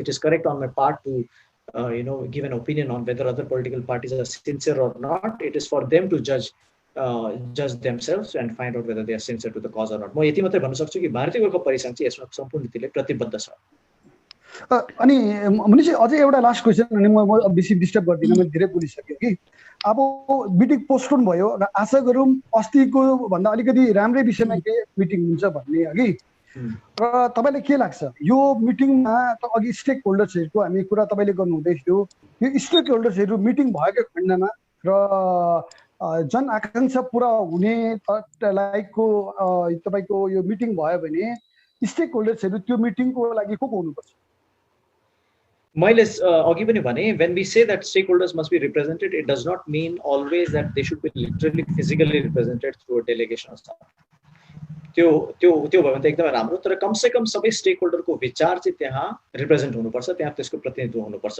र यसको लागि मेरो सुरुदेखि नै पोलिटिकल पार्टीहरुलाई जो खास गरी यसमा यो पर्मानेन्ट पोलिटिकल सोल्युसनको नाममा जतिले गठबन्धन गरेका थिए उहाँलाई यो आह्वान चाहिँ कि तपाईले पनि चाँडो एउटा एक्सरसाइज सुरु गर्नुस् तपाईको कम से कम अल पार्टी मिटिङ र तपाईहरुको लेभलमा सबै स्टेक होल्डर्ससँग कन्सल्टेसनको प्रोसेस तपाईले सुरु गर्नुस् किन भोलिको दिनमा वार्ता हुँदा त्यतिबेला कन्सल्टेसन गर्ने टाइम हुँदैन so in fact it is specially for the political parties that came together जो एक साथ आए पर्मानेन्ट पोलिटिकल सोल्युसनको नाममा भोट मागे उनीहरुमाथि यो ओनस छ उनीहरुमाथि यो जिम्मेदारी छ कि कन्सल्टेसन चाँडो भन्दा चाँडो तपाईले सुरु गर्न सबै stake होल्डरसँग so that when you talk to the government when you represent our people to the government you know what you're representing you know the thoughts that you're representing यो कन्सल्टेसन को process सुरु पर्छ र अहिले सारै ढिलो भइसकेको छ यो भोट जितेको पनि सवा साल बितिसक्दा पनि अहिले सम्म एउटा कन्सल्टेसन हुनु चाहिँ यो पोलिटिकल पार्टीहरुको धेरै कमजोरी र दूरदर्शिताको कमी पनि देखाउँदछ अनि सुनिरहेका अनि आफ्नो बोल्ने मौका पर्खेर कुरेर बसिरहनु भएको कलिग्सहरुसँग माफी माग्दै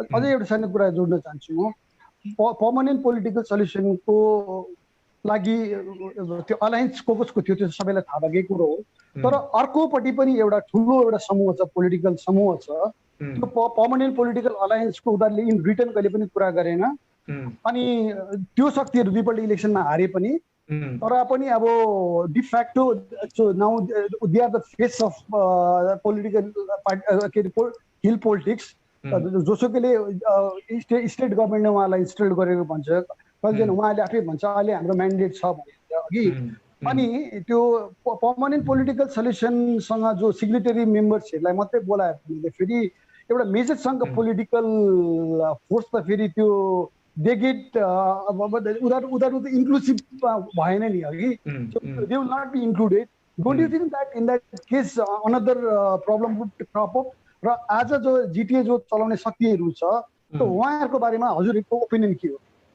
जहाँसम्म वर्तमान जिटिए चलाउने पार्टीहरू छन् उहाँले हिजो पनि आफ्नो प्रेस स्टेटमेन्टमा भन्नुभएको छ कि गोर्खाल्यान्डको मुद्दा हो भने चाहिँ हामी पनि यसमा एकबद्ध छौँ उहाँले पनि भन्नुभएको छ। सो आई डोन्ट म मान्दिनँ कि पहाडमा यस समय कुनै पनि प्राणी छ जसले गोर्खाल्यान्डलाई अपोज गर्छ, गोर्खाल्यान्डको मागलाई अपोज गर्छ। तर साथै मैले सुरुदेखि भन्दैछु स्टेक होल्डरको अर्थ चाहिँ केवल हामीसँग भएको व्यक्तिहरू मात्रै भनेर कसैले बुझ्छ भने त्यो गलत बुझाइयो। स्टेक होल्डरको मतलब हो तपाईँको यो निर्णयसँग सम्बन्धित जतिजना पनि व्यक्ति छ र यस तपाईँको निर्णयसँग प्रभाव पर्ने जति पनि व्यक्ति छ सबैजना स्टेक होल्डर हो and that is why the consultation should be far and wide. Now I know that political parties might have limitations. Let me complete म कम्प्लिट गरिहाल्छु। पोलिटिकल पार्टीहरूको सीमित पोलिटिकल पार्टीहरूको कति सीमा हुन्छ जसले गर्दा उहाँ सबैसम्म रिच आउट गर्न सक्दैन। पोलिटिकल पार्टीहरूको एउटा लिमिटेसन छ, उहाँ सबैसम्म पुग्न सक्नुहुन्न, रिच आउट गर्न सक्नुहुन्न। र यसैमा यही क्रममा चाहिँ सामाजिक सङ्गठन भारतीय गोर्खा परिसङ्घ जस्ता सामाजिक सङ्गठनहरूले बितेको समय पनि काम गर्दै आएको छ र आउँदो समयमा पनि आज यस प्रेस कन्फरेन्सद्वारा म फेरि पनि भारतीय गोर्खा परिसङ्घको यस कामको लागि उपलब्ध छौँ भन्ने कुरो फेरि पनि राख्न आएको छु कि भारतीय गोर्खा परिसङ्घले कुनै समन्वयको काम गर्नुपर्ने हो भने सबै स्टेक होल्डरसँग रिच आउट गर्नुपर्ने हो भने कुनै एउटा मञ्च सृजना जसमा कन्सल्टेसन हुनसक्छ सबैको त्यो सृजना गर्नुपर्ने हो भने भारतीय गोर्खा परिसङ्घ यसको लागि उपलब्ध छ। भारतीय गोर्खा परिसङ्घ यसको लागि समर्पित छ। भारतीय गोर्खा परिसङ्घ यसमा निरन्तर संलग्न रहनेछ। हुन्छ, थ्याङ्क यू। भने यसको लागि चाहिँ तपाईलाई मनिता तपाईलाई इन्भिटेसन दिनु पर्ने कि please come and form the join forum तपाईले आफूले इनिसिएटिभ चाहिँ किन लिनु हुँदैन? तपाईको क्वेशन फेरि त्यही आयो जसको मैले धेरैपल्ट जवाब दिइसकेको छु। We have done this enough number of times. In fact, कसैले यो इनिसिएटिभ लिएको छ भने तपाईलाई चाहिएको छ नि। Will you do that now again? Yes, we are absolutely we are committed to doing that. Will you call a meeting? We will certainly explore and call a meeting. We'll try to bring all stakeholders together. We'll see whatever we can do, what is best possible in our effort. हामी पूरा प्रयास गरेर सबै स्टेकहोल्डर्सहरूलाई कसरी चाहिँ कन्सल्टेसनमा एकसाथ ल्याउन सकिन्छ त्यो हामी गर्न तयार छौँ। But the response also depends on how the political parties and stakeholders respond to our call. But you will take a step to call a meeting. Ajay? But you will take a step to call a meeting. At least call a meeting or send a letter. Definitely.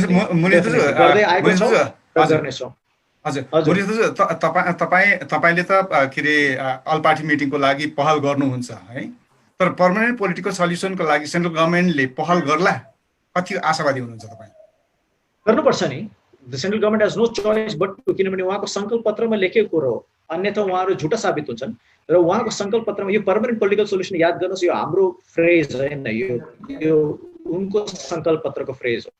उनको किनभने हिजो अस्ति 21 तारिक मात्रै 21 तारिक मात्रै है, अस्ति 21 जुलाईको दिन मात्रै सायद विमल गुरुङ पन्थी जिजिएम को जुन चाहिँ टोली गएको थियो उनीहरू त जिटिए को रिभ्यू मिटिङ गर भनेर त गएको होइन निश्चय नै।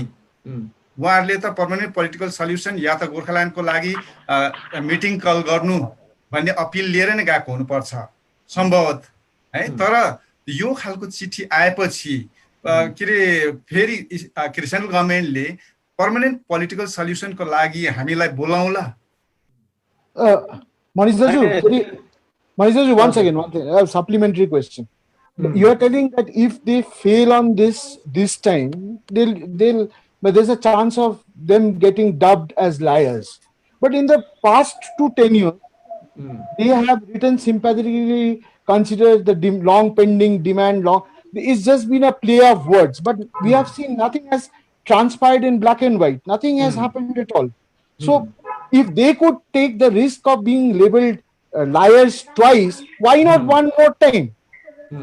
How would you react to that? Well, first of all, when they said that they'll sympathetically consider the demands of the Gorkhas, I think that was a very, very vague thing, which is not to say that permanent political solution is not a vague term, but at least permanent political solution is something that all of the local political parties agreed to as far as, helping and assisting BJP was concerned. So यो पालिको mandate जो छ यो चाहिँ permanent political solution उहाँकै संकल्प पत्रमा लेखेको कारणले र यहाँका लोकल स्थानीय पार्टीहरू पनि एउटा गठबन्धन बनाएर एउटा विशाल मात्रामा एकसाथ आएर उहाँले समर्थन गर्नु कारणले उहाँको जवाबदेही चाहिँ हामीले यही संकल्प पत्रको आधारमा पर्मानेन्ट पोलिटिकल सोल्युसन ल्याउनुपर्छ भन्ने हामीले भन्दैछौँ, हाम्रो जोर लगाउँदैछौँ र हामी जोर फेरि पनि लगाउँदैछौँ हाम्रो पोलिटिकल पार्टीमाथि पनि, लोकल पोलिटिकल पार्टीमाथि पनि, सांसदमाथि पनि अनि सरकारमाथि पनि, केन्द्रीय सरकारमाथि पनि कि तपाईको संकल्प पत्रमा लेखेको कुरोलाई चाहिँ तपाईले चाँडोभन्दा चाँडो पुरा गर्नुस् and whatever is required to create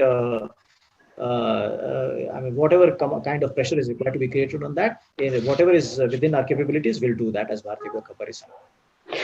मनिषजी म एउटा क्वेसन सोध्न चाहन्छु, जुन चाहिँ एउटा सिन्सियरिटीको कुरा आयो है, सिन्सियरिटीमा अब जुन चाहिँ कुरा गर्दाखेरि गोर्खाल्यान्ड माग्ने पार्टीहरू कतिको सिन्सियर हुनुहुन्छ उहाँ त्यो त उहाँहरूले आफैले बुझ्नुहुन्छ है, तर जसले दिने गोर्खाल्यान्ड दिने जो अहिले बिजेपी छ केन्द्र सरकारमा है, उहाँहरूले त हाम्रो फर्स्ट डिमान्ड एउटा केन्द्र विश्वविद्यालय सेन्ट्रल युनिभर्सिटीको कुरा थियो, 11 जात गोष्ठीको जनजातिको कुरा थियो, त्यो अहिले आरबिआईमै गएर अड्किरहेको छ है। त्यति सानसानो कुरामा त उहाँहरूले इच्छा शक्ति देखाउनै सक्नु भएको छैन भनेपछि यो पर्मानेन्ट पोलिटिकल सल्युसन अनि जनताको आकांक्षा चाहिँ के हो, कसरी चाहिँ सोच्ने कि बिजेपीले हाम्रो आकांक्षा पुरा गर्छ भनेर के लाग्छ तपाईँको पर्सनल व्यक्तिगत विचारमा? हैन, अब बिजेपीले के गर्छ गर्दैन त्यो बिजेपीको पालामा छ। हाम्रो पालामा चाहिँ हाम्रोपट्टि चाहिँ हाम्रो कोर्टमा चाहिँ हामी यति गर्न सक्छौँ, जब बल हाम्रो कोर्टमा छ हाम्रो तर्फबाट हामी बिजेपीलाई र यहाँ बिजेपीले मात्रै हैन तर बिजेपीलाई सघाउने यहाँ जति पनि लोकल स्थानीय पोलिटिकल पार्टीहरू छन् ती सबैलाई जोर लगाउन, त्योमाथि दबाउ सृजना गर्न र तिनीहरूलाई निरन्तर स्मरण गराउने त्यो चाहिँ हाम्रो काम हो, त्यो हामी गरि नै रहन्छौँ। बिजेपीले यसलाई कसरी रेस्पोन्ड गर्छ त्यो बिजेपीको जिम्मेदारी हो र बिजेपीले त्यो कर्तव्य उनीहरूको कर्तव्य बोध उनीहरूलाई छ भन्ने मलाई विश्वास छ र हाम्रो तर्फबाट भारतीय गोर्खा परिसंघको तर्फबाट हामीले जे गर्नुपर्ने छ त्यो काम गर्नमा हामी एकदमै निरन्तर रहनेछौँ, निरन्तरता हामी कायम राख्नेछौँ। तामाङज्यू, अन्तिम प्रश्न फेरि पनि अघि पनि मैले तपाईँलाई सोधेको थिएँ, फेरि पनि दोहोऱ्याएँ, यदि भारत सरकारले त्रिपाक्षिक वार्ताद्वारा गोर्खाल्यान्ड चाहिँ नदिएर कुनै एउटा गोर्खाल्यान्ड भन्दा तलको कुनै व्यवस्था 6 शेड्युल होस् या तपाईँको बिटिआर जस्तो व्यवस्था दिने भयो र जनजाति कुनै पहाडमा दार्जिलिङ पहाडमा दिने भयो भने त्यस विषयमा तपाईँहरू भारतीय गोर्खा परिसंघले के स्थिति लिन्छ त्यो समयमा? भारतीय गोर्खा परिसंघ केवल गोर्खाल्यान्ड मात्रै भनेर हामीले बुझेको छौँ, सुरुदेखि हामी यसमा समर्पित छौँ, हामी कटिबद्ध छौँ, हामी यसबाट एकदम कहिले पनि हामी पछि हटेको छैनौँ र यसकारण यो प्रश्नमा म जानु चाहदिनँ बिजेपीले यसलाई कम्ती दियो भने हामी एक्सेप्ट गर्छौँ कि गर्दैनौँ भन्ने यो प्रश्नपट्टि म जानु चाहदिनँ, किनभने भारतीय गोर्खा परिसंघले केवल स्थानीय आकांक्षालाई मात्रै बोकेको छैन तर भारतभरिका गोर्खाहरूका राजनैतिक आकांक्षालाई, छिन्नारीको आकांक्षालाई बोकेर गोर्खाल्यान्डको मागमा हामी पनि संलग्न भएको छौँ र यो हाम्रो कटिबद्धतालाई हामी कायम राख्नेछौँ। I think we are good for one last question and then I think we can conclude. हाम्रो लामो भएछ press conference, so we are good for one last question. एउटा आखिरी प्रश्न हामीले लिन सक्छौँ। हेलो हजुर हजुर, म वेदान्त छेत्री यता पारिजातबाट बोल्दैछु है। हजुर, अनि एउटा प्रश्न मलाई पनि गर्न मन लाग्यो। हुनु त अब सबै भनौँ एउटा हुनु त तपाईँहरू एउटा अराजनैतिक सङ्गठन हुनुहुन्छ होइन? हेलो, सुन्नुहुँदैछ मेरो आवाज? हजुर सुन्दैछु, हजुर सुन्दैछु। हजुर, जस्तो तरिकाले आज तपाईँहरू एउटा अराजनैतिक सङ्गठन हुनुहुन्छ, तपाईँहरूले आफ्नो तोडमा काम गरिरहनु भएको छ होइन? तर यहाँनिर भनौँ अहिले के भइरहेको छ भन्दाखेरि अब जताबाट पनि जनतालाई झुकाउने काम भइरहेको छ होइन? यसमा तपाईँको एउटा सङ्गठनले जनतालाई माया गरेर एउटा पहल कुनै पनि एउटा राम्रो विषयहरू किन राख्नु हुँदैन, किन सक्नु हुँदैन तपाईँले अहिलेसम्म यो अलिकति केही बताइदिनुहुन्छ? के गर्न सकेको छैन हामीले, फेरि भन्नुहोस् त, मैले बुझ्न सकिनँ। जस्तै अब हेर्नुहोस् है 2007 मा विमल गुरुङ आयो है, अब उसले गोर्खाल्यान्ड भन्यो, अब गोर्खाल्यान्ड भनेर उसले लास्टमा गएर जिटिएमा सम्झौता गर्यो। त्योभन्दा अगाडि 86 मा पनि सुभाष घिसिङले गोर्खाल्यान्डको आन्दोलन गरेर दिल्लीमै मिल्यो है।